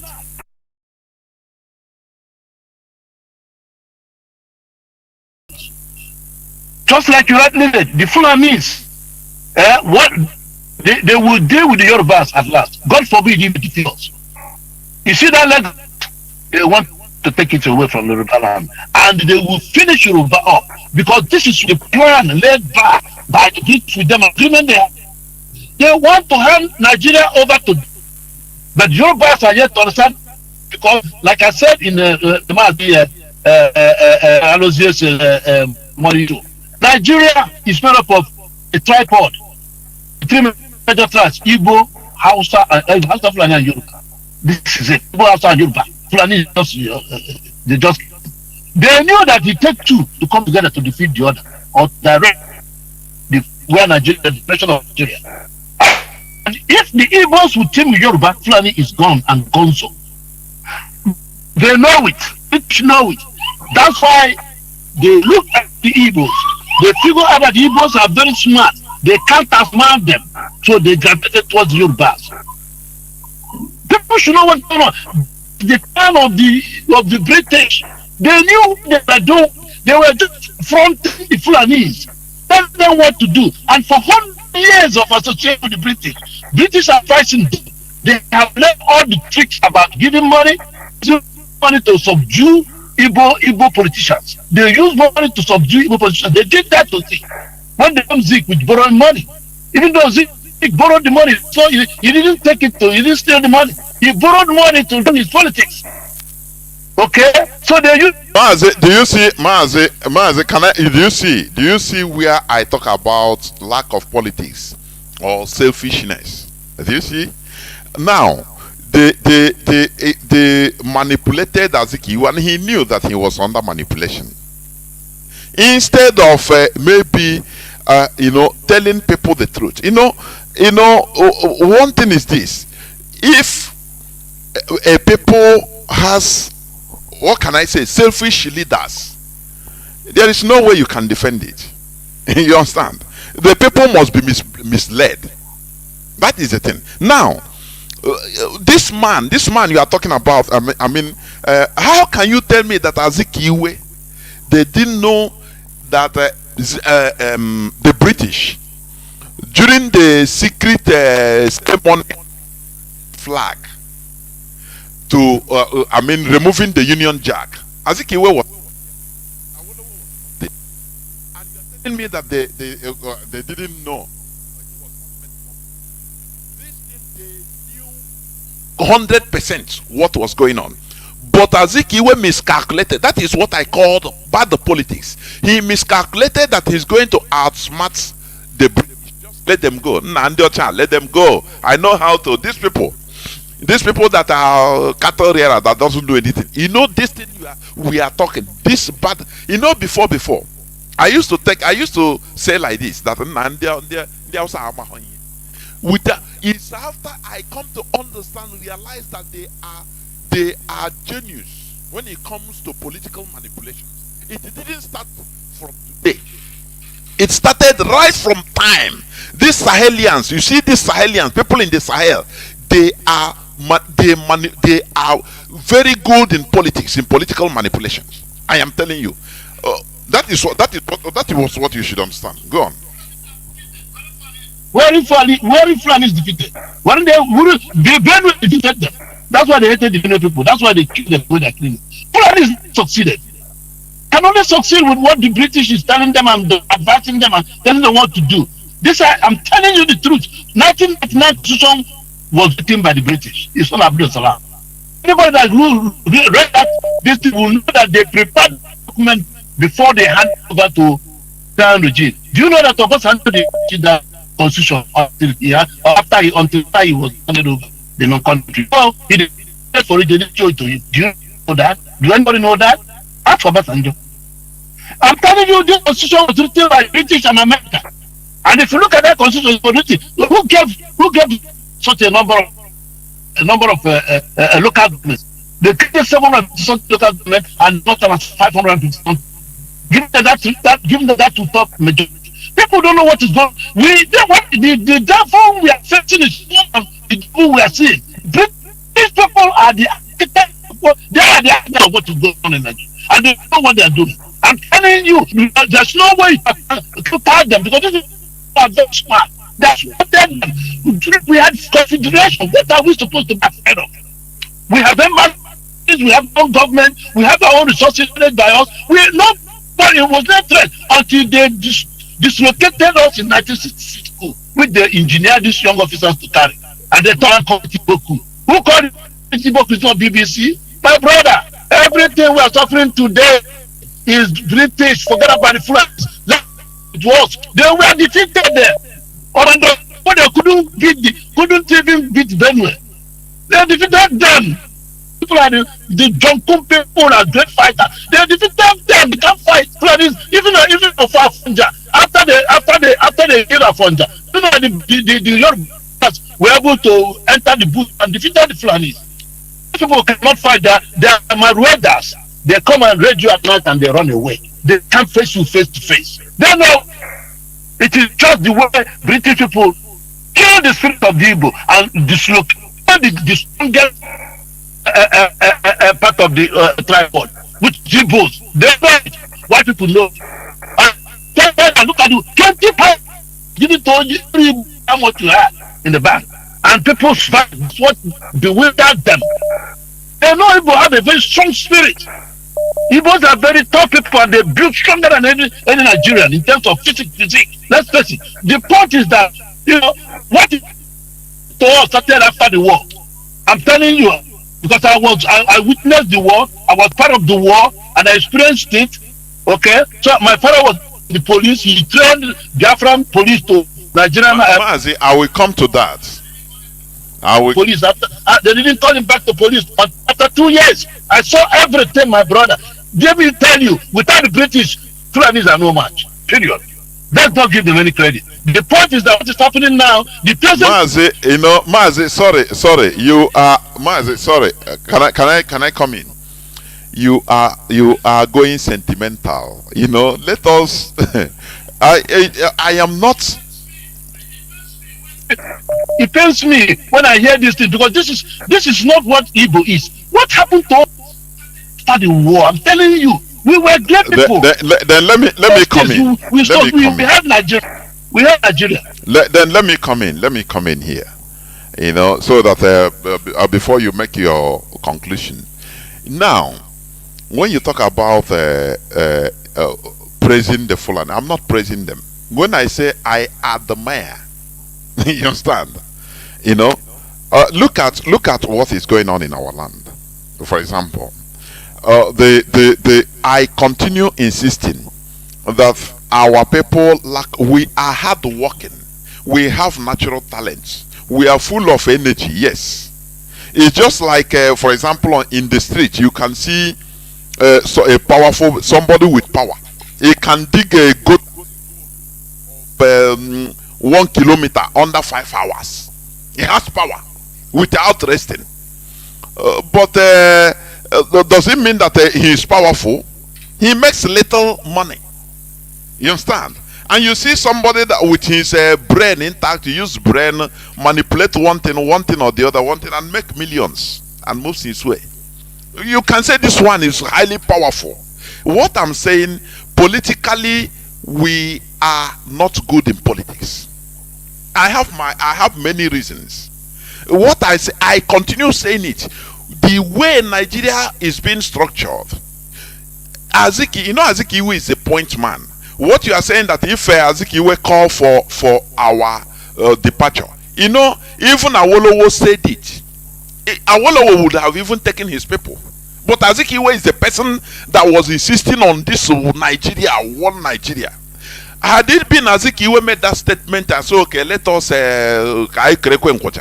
before God and man, many of our people, many politicians will support him because everything comes from up to down. They discovered oil in Nigeria in 1945. No, I'm not. Mazi, I'm not. Wait, I'm not talking about Britain now. I am not talking about the Britons. Mazi, listen, Mazi, allow me to land now. Is Britain supporting what we are doing today? Are we not doing it out of akike? Because it is what we see what is good for us.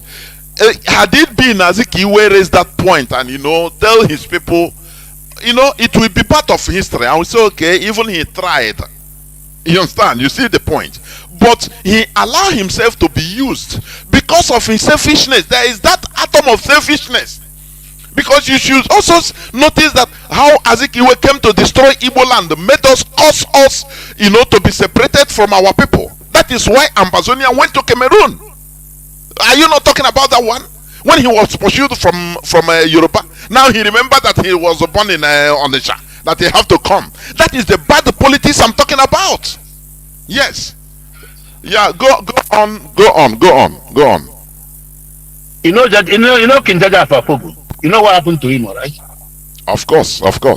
As you know his story, all right? Okay. They took him and convinced me, got into the boat, and they poisoned him after they sent him to the country. My brother, let me tell you. If they want Mazi, I don't know what is the Mazi, is it from your side? The noise. There is noise. Check your Bluetooth and anything that is yeah. Okay. It's okay now. Go on. My brother, let me tell you. What I want to say is this. Dick was also in his head. You don't know. He was saving his head. And anybody knows that during those old days, they just do away with enough. That's the end of it. Let me tell you, they discovered oil in 1945 in Nigeria. With independence, how many years after that? And you think the British will let you separate yourself and go and do what?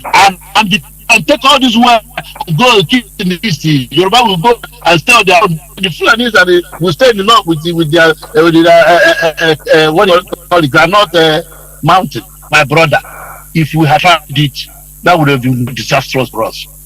I'm telling you, go ask people in Kenya who is what they did.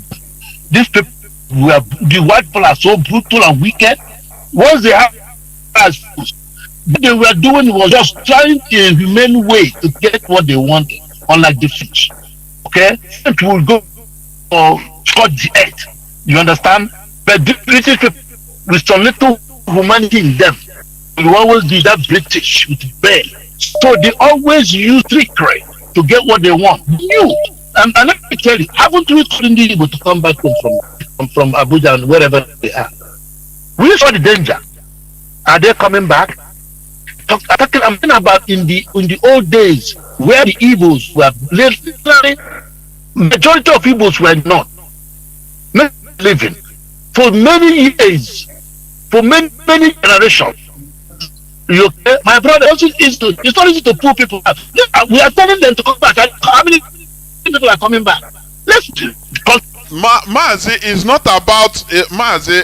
I don't know. You are the issue is no. Wait now. Just let me make this point. Did they try?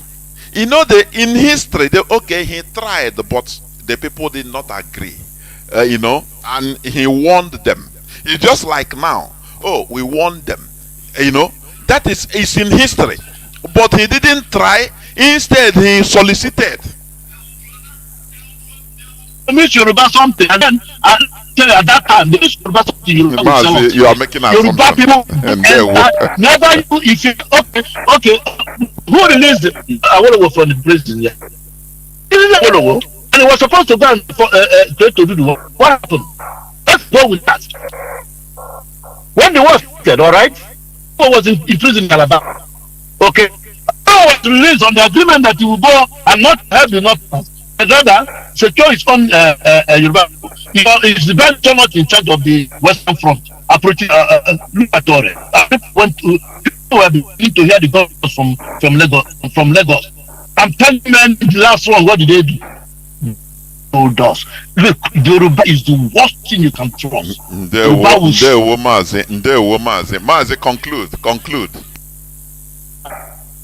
So please, that's the point I want to make. Thank you so much for a wonderful program. I listen to you every day, even though the time you call and the programs are going on, I couldn't call. because of the difficulty trying to get some time out to do that. Hey, my brother, thank you so much. Mazi.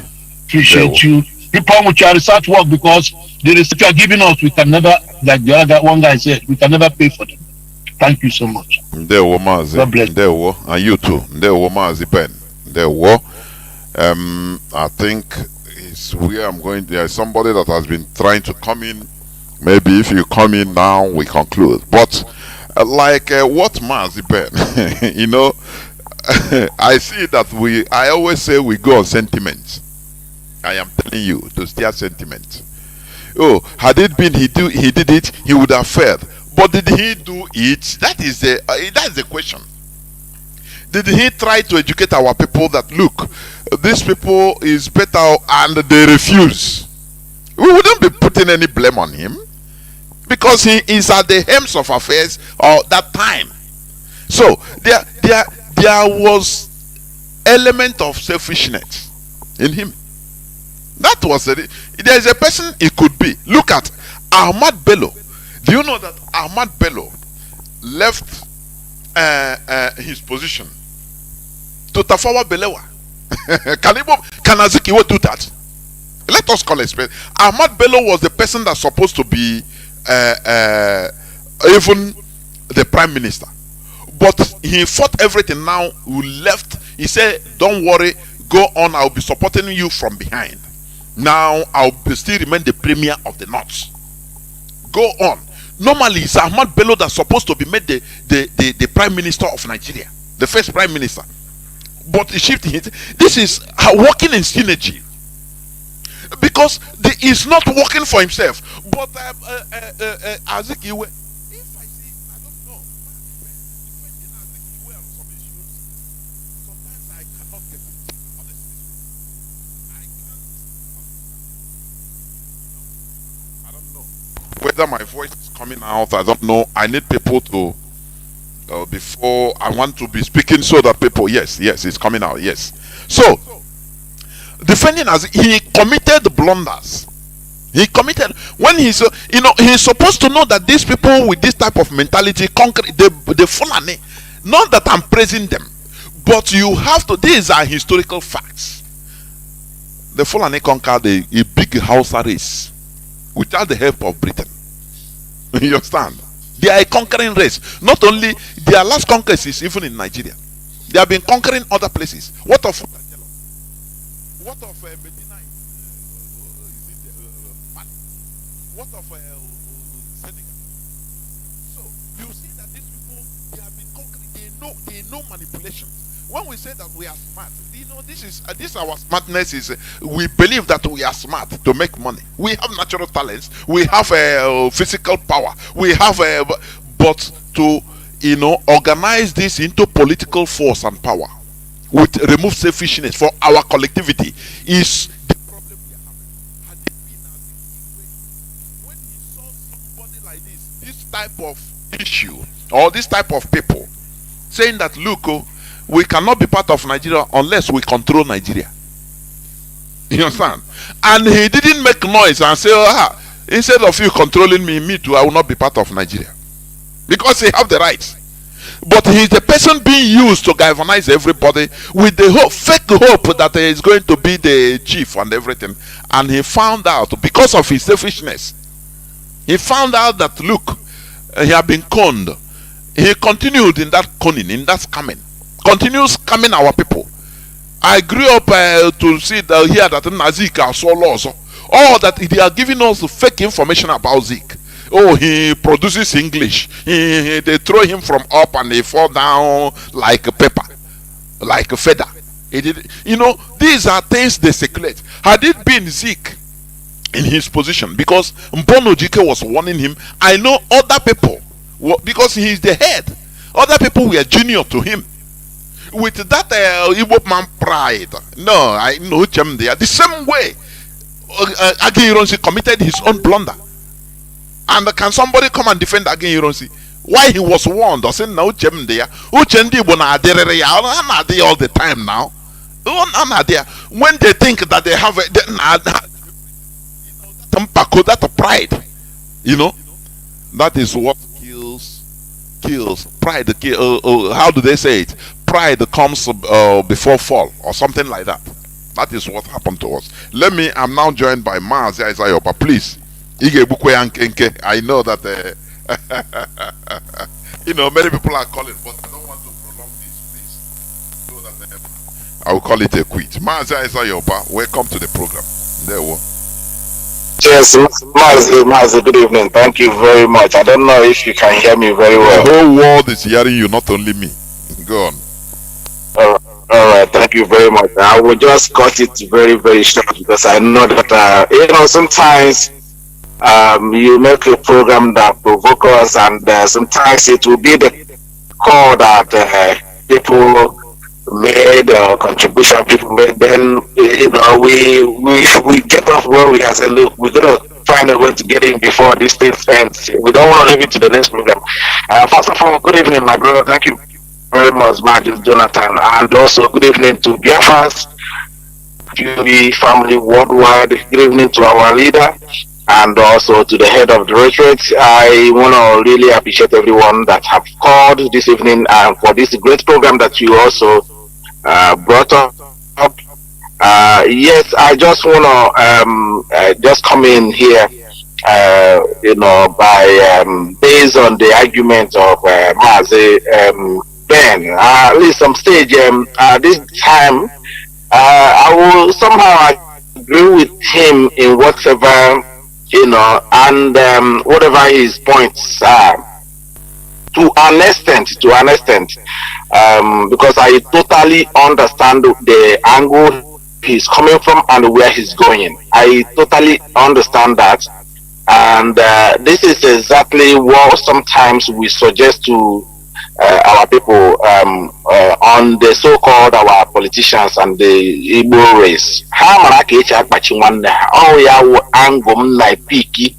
Mazi Ben is coming from. Maybe if I'm wrong, maybe he will call in tomorrow in one of the programs to explain more.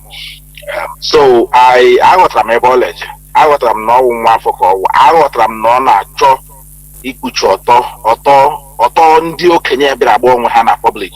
But sometimes anyone why na kweku here. Who can de banye water? Can I draw the attention kahama that they should also now make a ogele, no le banyo here. In the other hand, now in actually make our people, what we want our people to know is that we do not know how to play politics, no matter how Mazi Ben sees it. And I what again, no man knows it very well. How can you care by nature? Or how can you, in thinking or in creativity? Or wherever but to collectively, when it comes to politics, and all engine not flat now. No, Mazi Ben should look at among all the whole race in the zoo now.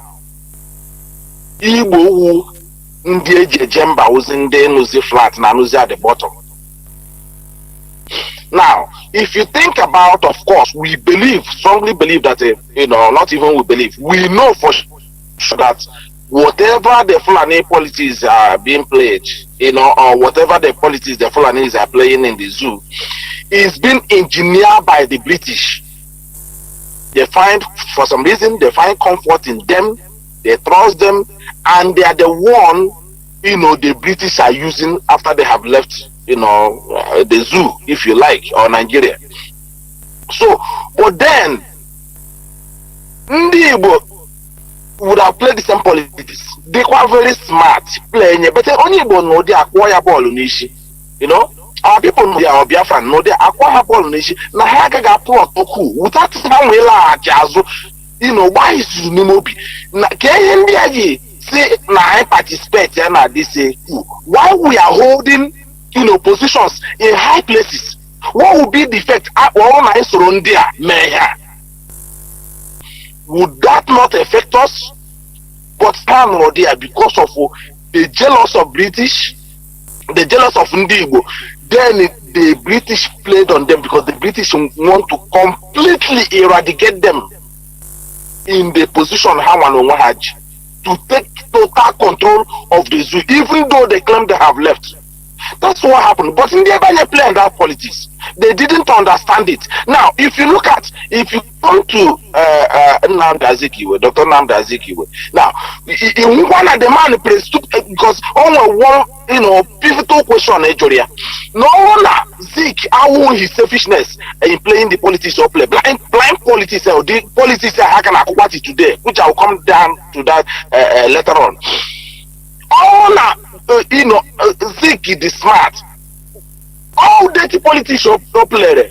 I'm Bazonia Hakwani. Cheiru now. No the same. Get first say the worst persecution now. I never face going at the zoo.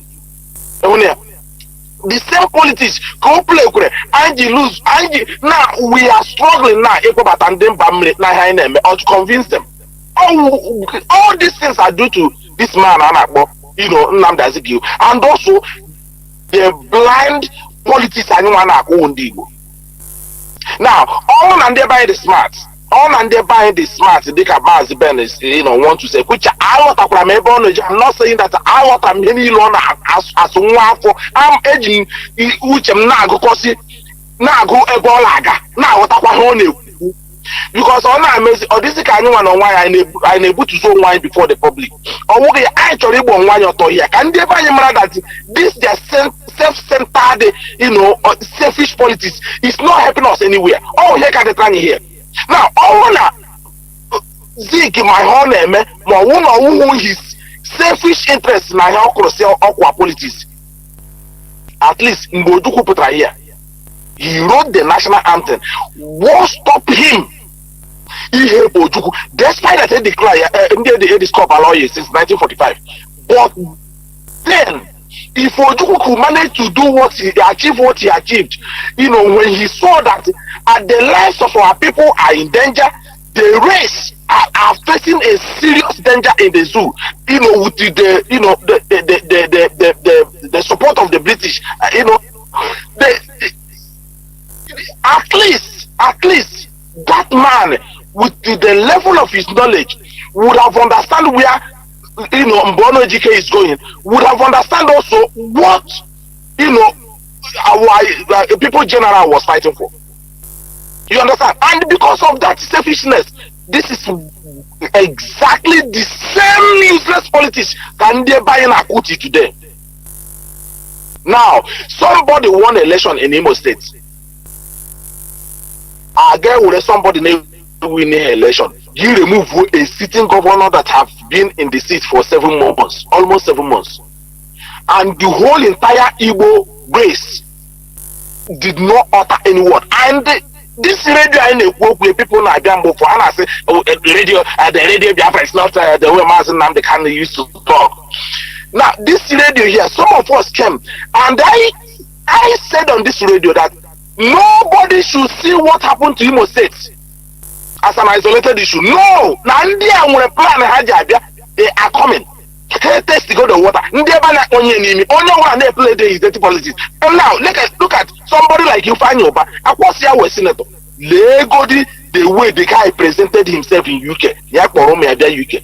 Just go and watch that video. These are the type of people that are playing politics in all.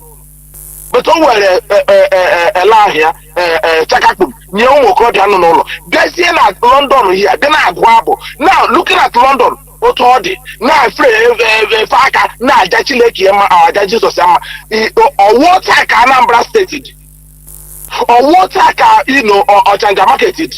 He's wrong on London. Yamata, be them implement or who's joke or.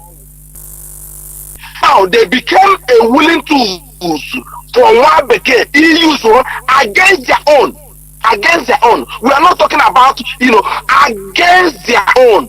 That is what we are saying here. That is the selfishness of our people. While in Jenu Gausa, one not.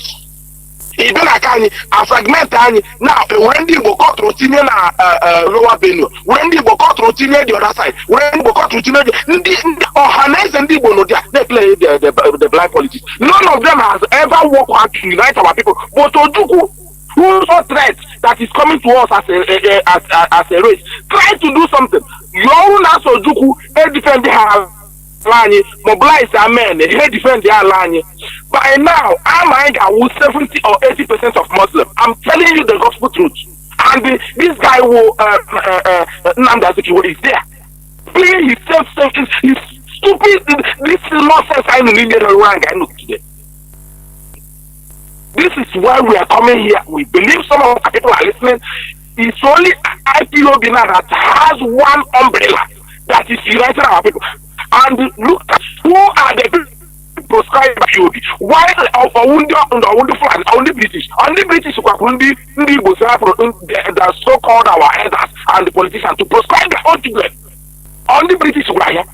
I know they are playing the useless politics. Gaga would Nnamdi Kanu, only Gaga would we will give you 2023 presidency. Gaga would once you catch it, so we will get him. He used to David Umar. David will form more of Bugago. One never selfish policies. Does Fulani do this to their own children? It is not happened that they defend, they are still at their own, terrorists for our women. They were our people in the farm. Now, how would they are warriors? Hey, dear again, yeah. Rome won the country for 6 years without a president. They did it. Oh, one Igbo, office. I am telling you, don't get with a megaphone. Gawana, Central UK. They got to wire that place. But you see how they did it. You see how they protect their own children.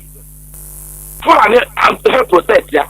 Even, how could they now talk about that a Fulani man who is in Mali, in Niger, that he will seek a Biafra, and our people are listening, watching this. Still, our own politicians are not learning from these guys. Who could bring this to come and talk on the national television that a Fulani man in Chad, a Fulani man in Egypt, a Fulani man in all Biafra. That is a smart politics can do. How other people are playing politics. Line how other people are using their own to bargain. I'm not talking to put right here. Have flash and the Fulani.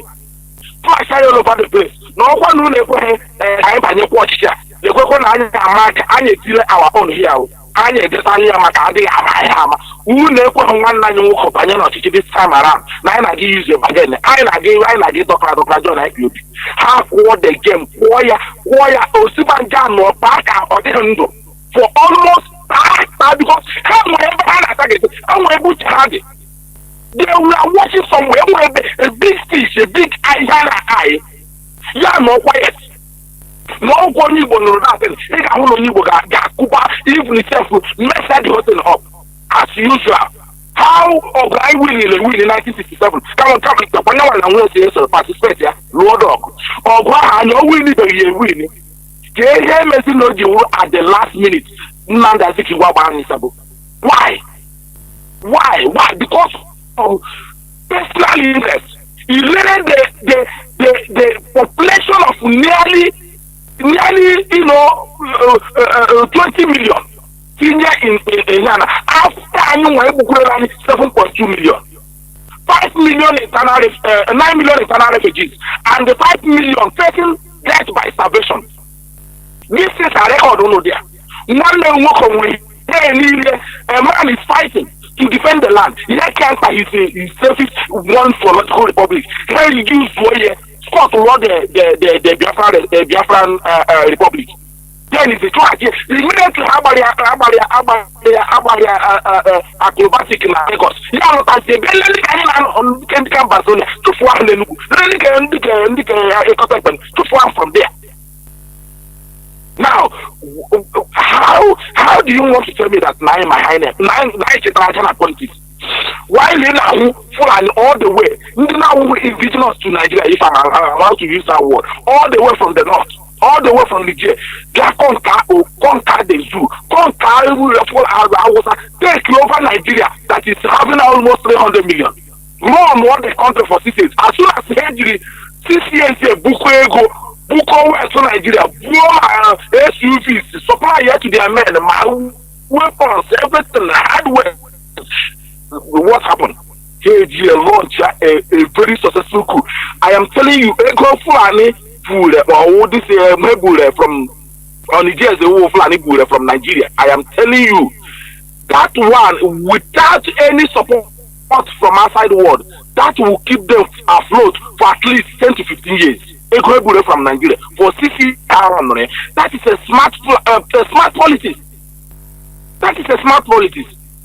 Now somebody when they work on the election or win here or win not the election, like I said in previous program, or win not the election.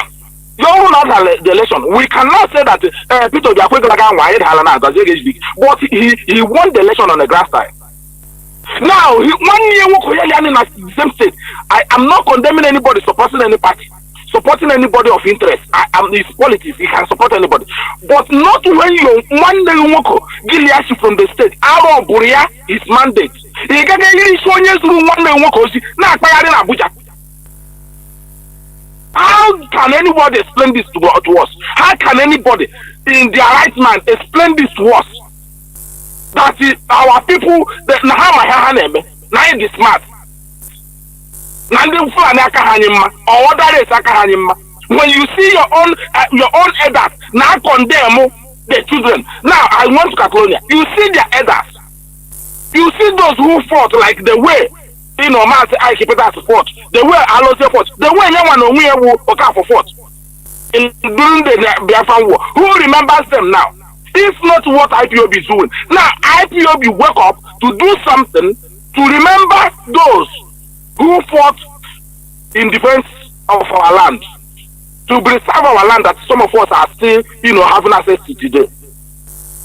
These people, these old men, how we go politicians, now came. Let them ask Nnamdi Kanu, Haganga up now. How to email Igbo place now Igbo place since 2023. Now, Igbo hope at the same time. They wanted to rescue him. The money play the smartest politics. The same way you babu madu na ebe onye ndu or babu madu na Kenima. But here to be a high there.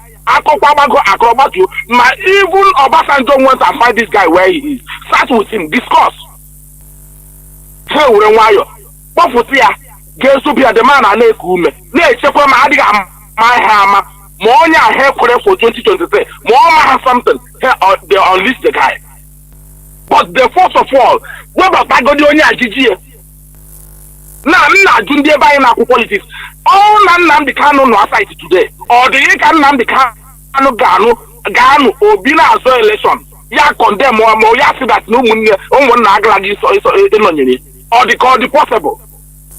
Or what would the same position can IPOB take at the end of the day? When the man can may expose the trap in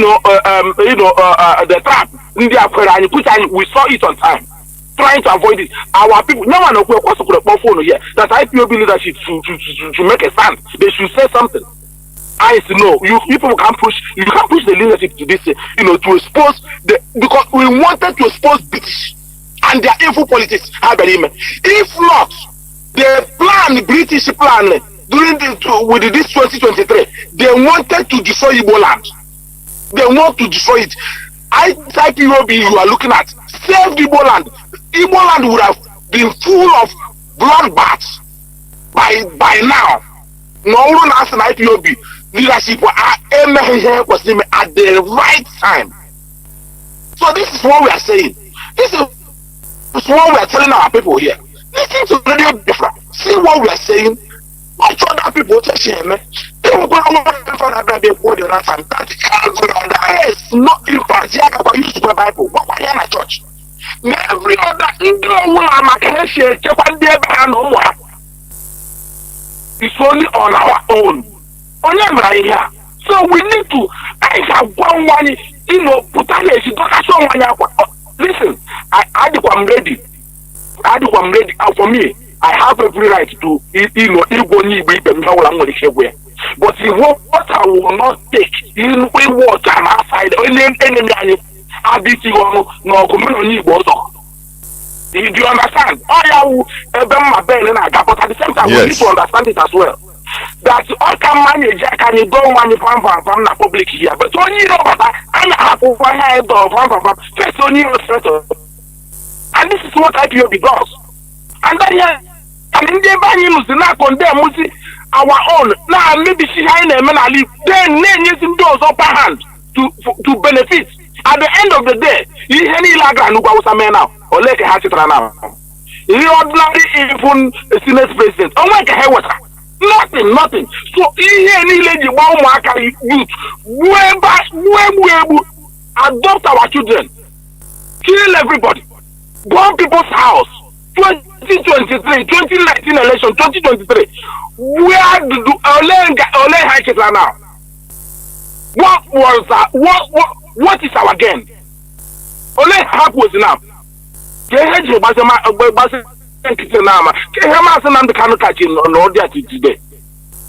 While Igbo on the other side.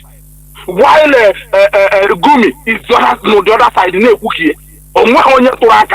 Here, Abakiari, he declare wanted in America. But he kept on the other side.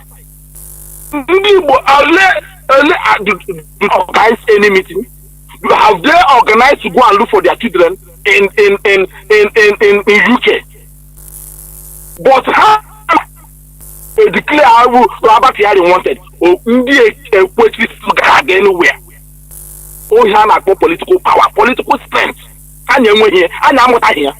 Our people should say, I would suggest, in my own opinion, you know, Igbo should stay away from politics. It's only this IPOB that is doing that is uniting our people across the globe, not only in Africa, but across the globe. Instead of these people to support us, instead of these politicians that want to work again, more Protagodi Abuja, as how they go, as no, can you people not listen to them? But these people will call they will go and assign army to come and invade the community and kill our people. But when it comes to the Fulani, how many times have you seen military invaded the north? Attacking Boko Haram. How many times are attacking Fulanis who have killed 300 people in one night in a community? In one night in a community.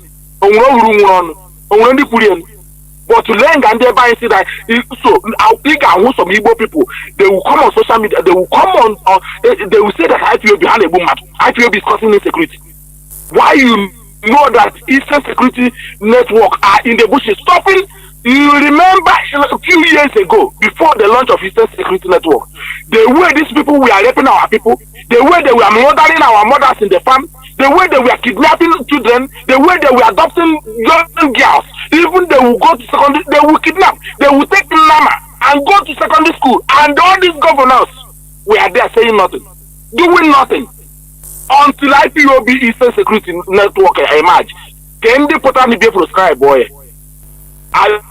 Eastern Security and when you have when you get kidnapped or not, but the people who claim they are playing politics went and prescribed the IPOB, went and sang it for Wike, who killed our people, and see Wike Kageso. And they couldn't let Arabia. Mazi, this is what I wanted to come in and just draw the attention of brother, because I was everything. I totally have all my you will know where you born. But we need to call a spade. Let our people know that they are playing stupid, blind politics that have kept us where we are today. Keep British away from 1967-70. Hold no ground for 3 years almost. Guinea Congress. More for international politics that could have created help and create more attention, awareness of what is happening. Like Catalonia was you know, Biafra was still alive in Catalonia for 8 years, 8 good years, waiting for our people to regroup. They were there making noise on international stage. Never give up. Ha logo balaga ozbo ha ala America for their our veterans they are here has and we supposed to give them a platform. Why they supposed to come in with the experience here form alliance ozbo because on guy here dey na gwa nyoku na any information here any limit. Ha na check every maya they agwa ha platform. After what they have gone through, and we managed to find a way to pick this thing up after 50 years. Instead of them to support the Hannah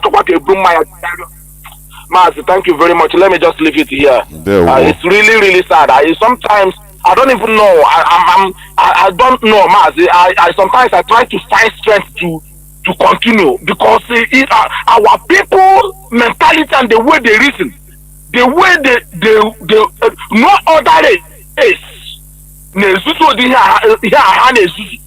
I don't want to do both in politics, both in international state.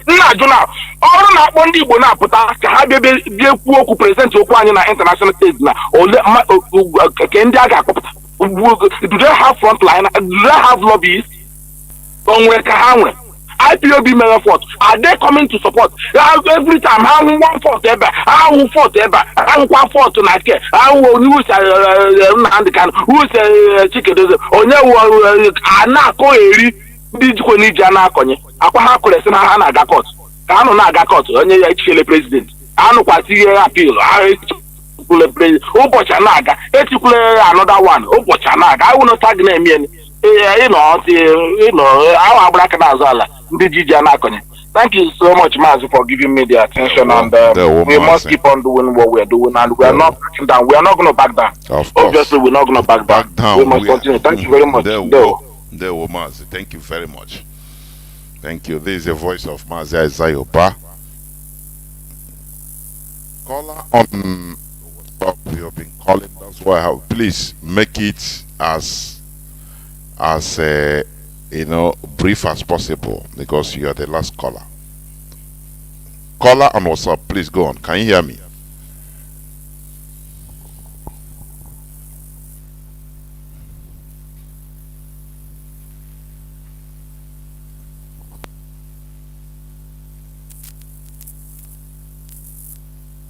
Yeah, Mazi, go on, please. Go on. Yeah, this is Hairbuster from Paris. Yeah, Hello. I called. In order to make my own small contribution.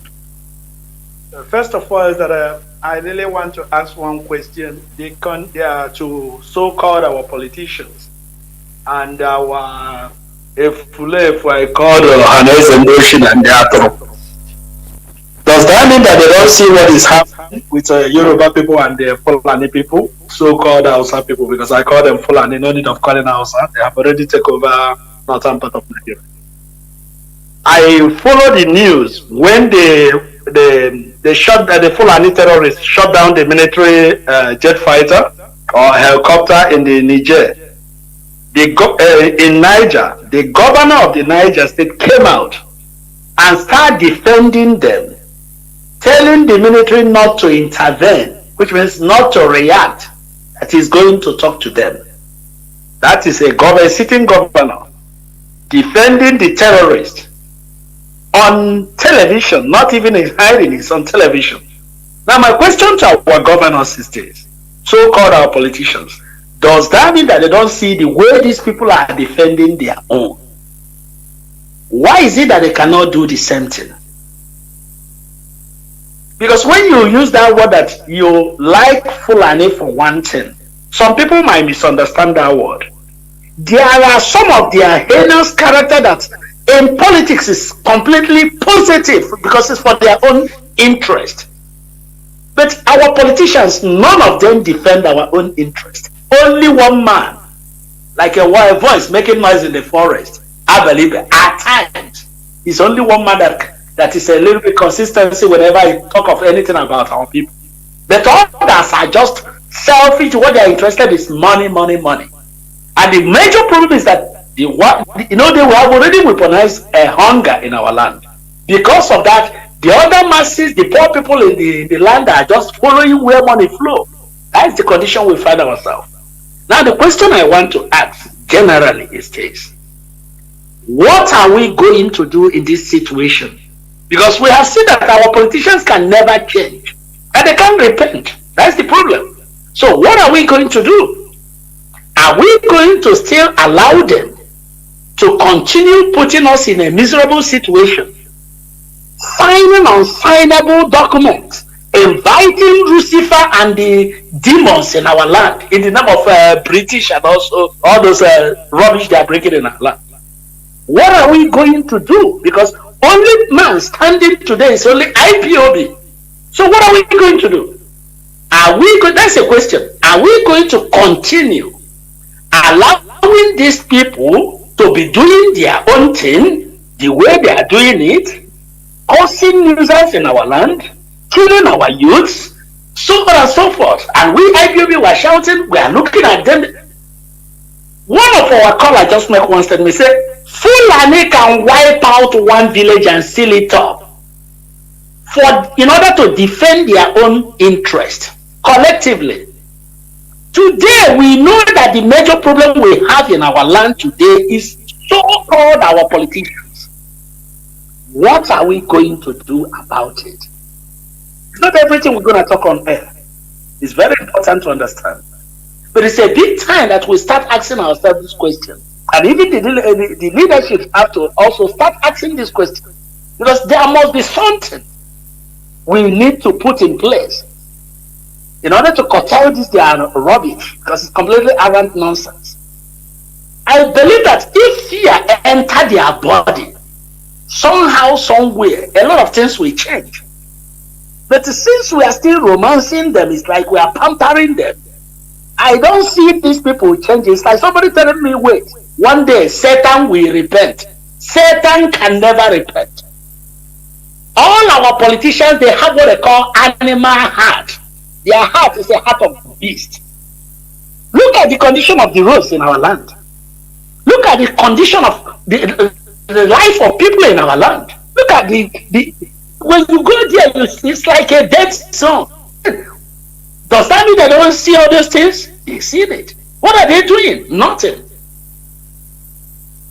In this vacation, I was in Germany. I met one of our brother in Frankfurt. He was telling me about how they received Ifeanyi Uba and this and that. I tell him, listen, Ifeanyi Uba is your brother, is my brother, but I'm ashamed of you. He said, what? I said, I'm ashamed of you.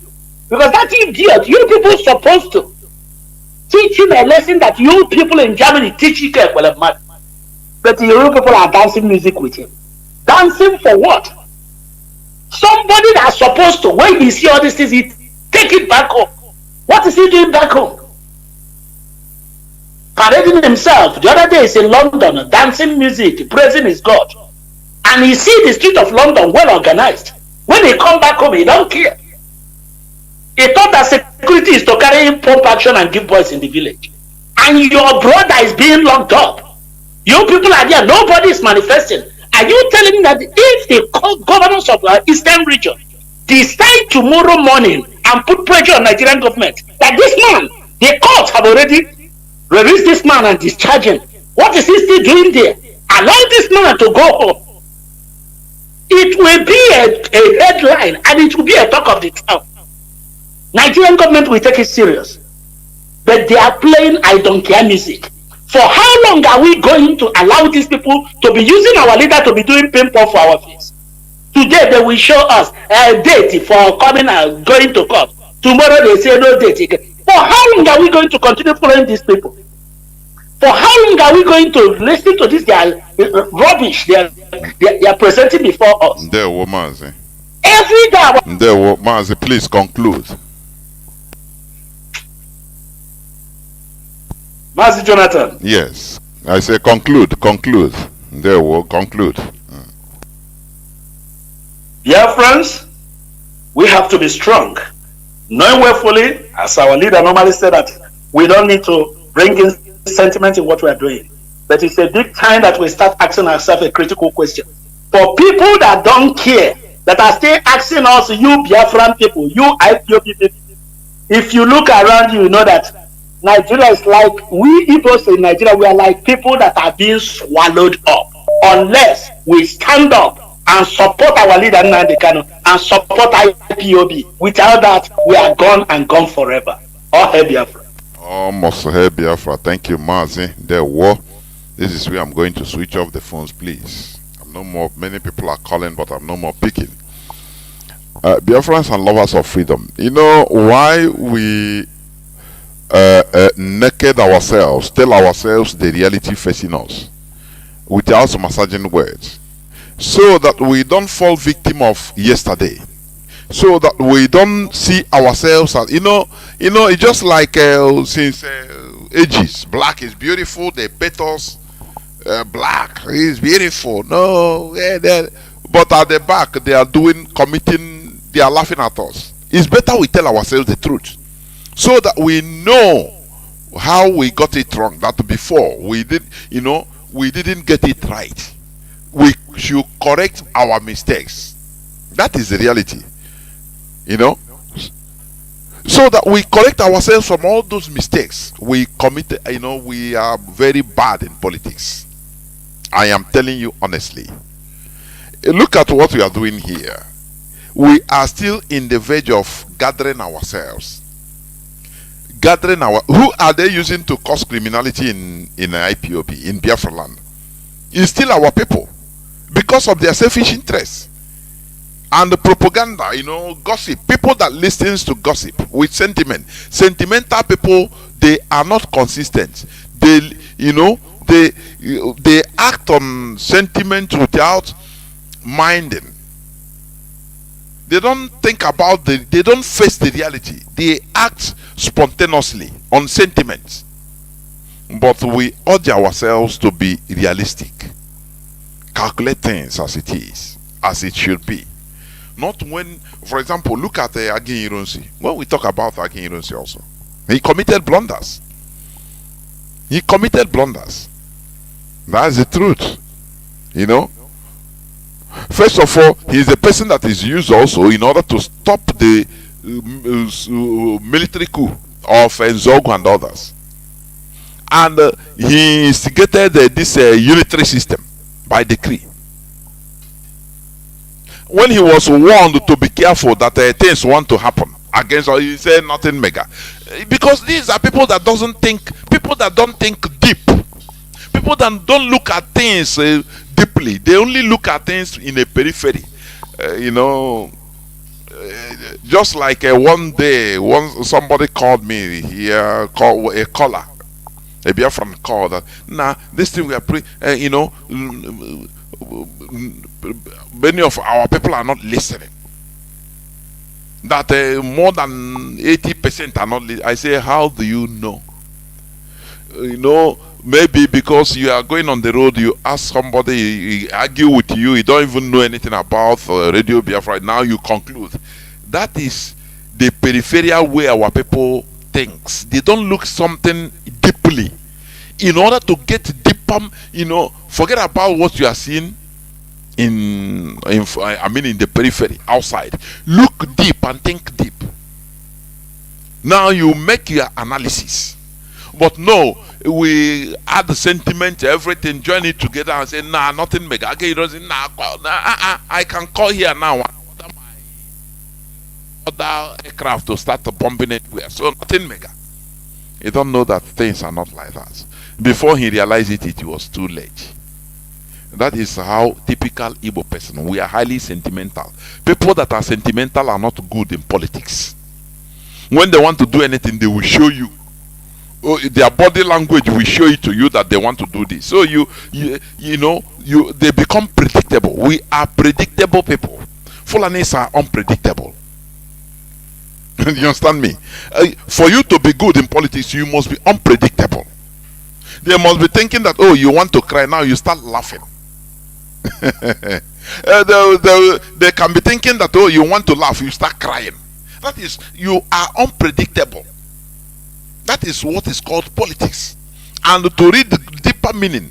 That side you don't want to go. You know, when people are talking on things, you know, there are sides, you know, no person want to go there because they say, nah, how can this thing happen? No, you go there, you reason 360 degrees and say, what if this thing happen like this? How do we do it? Do you understand me? That is a deep analysis. It makes you being good in politics, political calculations and actions. But our people are not that. They only see that thing they see immediately is what they believe that now road the were. And when it comes to for example, like I didn't even talk about this. The problem we have, how they conquered, or how they defeated us in the war, because they didn't conquer us, they defeated us. Defeat and conquer, conquest, they are two different things. They wanted to conquer us from 1970 to today, but because we are naive politically, we didn't know. A war of such magnitude shouldn't stop. A war of such magnitude shouldn't stop. It doesn't matter the excuse you want to give. Oh, the suffering. Yes, I know. But it's better we suffer something once and for all. You understand? Do you think that, let me ask, do you think I'm just giving an example for people to understand. Do you think that if Mazi Nnamdi Kanu come today and say, no, it was the case here, man, we have to do it like this? Do you think that, you know, all of us with sentiment, we only say, now, this we continue to slide down, saying, nah, let us do it. Nigerian politics. Do you think that all of us will agree? There are many people that say, nah, we don't see it. Instead, they continue the thing, continue the fight. That is what I mean. In 1970, there should be some people that we share like-minded people. Say, those people, there are many people that died after the war. Many Biafran soldiers that said, no, I cannot agree this. But they were not organized individually. They see, you know, and they even some killed themselves. Why not use that energy and enter bush and start causing, you know, fighting, enter into guerrilla warfare in order to keep the Biafra alive, the Biafra agitation alive? But no way, everybody completely, you know, we are people that are easy to deceive. I am telling you honestly, we are people that are very easy to deceive. And one of the things that made us this easy prey is the religion we are in. I am telling you this. Because every time let us forget to forgive now. He mellowed our hearts down. We no more have the heart of Ekumeku warriors. We no more have the heart of in order to get what we want. Before you know, sentiment will enter. Nah, leave him now. Nah, let us now. Only you go. Nah, beg. I don't too much now. Nah, let us live and forget. And about we forget and start behaving like children. From 1970 to today. And you want us to continue massaging ourselves that we get it right? No. Complete no. Complete. We failed. That is why we are in a mess we are in today. They want to conquer us completely, to do to us what they did to the Jews. Pursue them from their land. As they are going out, Arabs are taking the whole land, Arabizing everywhere, removing the language. People that are in our villages today are weak, old men and women, and very few youths. That is why our land, you know. You remember the time the Fulani headsmen are on the rampage in our land? Every time. No, every time people are complaining. Now, wow, now Fulani headsmen, no, they come in our village, you know, everybody run. Thank you for listening. We must continue. Tomorrow I will be here by the grace of Chukwu Kabiama. We must preach the gospel. I will be here on the same religious topic or religious discussions. Carry your questions and you know, debate, intelligent debate to learn, so that I learn from you, you learn from me, and we learn from each other. Thank you for listening. Biafra is our religion. Biafra is who we are, is our ideology, is our identity. If you have any other religion that is first in your life, that is the main thing, the first religion in your life, apart from this Biafra restoration, know that you've not started, because this should be the primary. From me, Mazi Jonathan Chinedu, from here, it is simply good evening.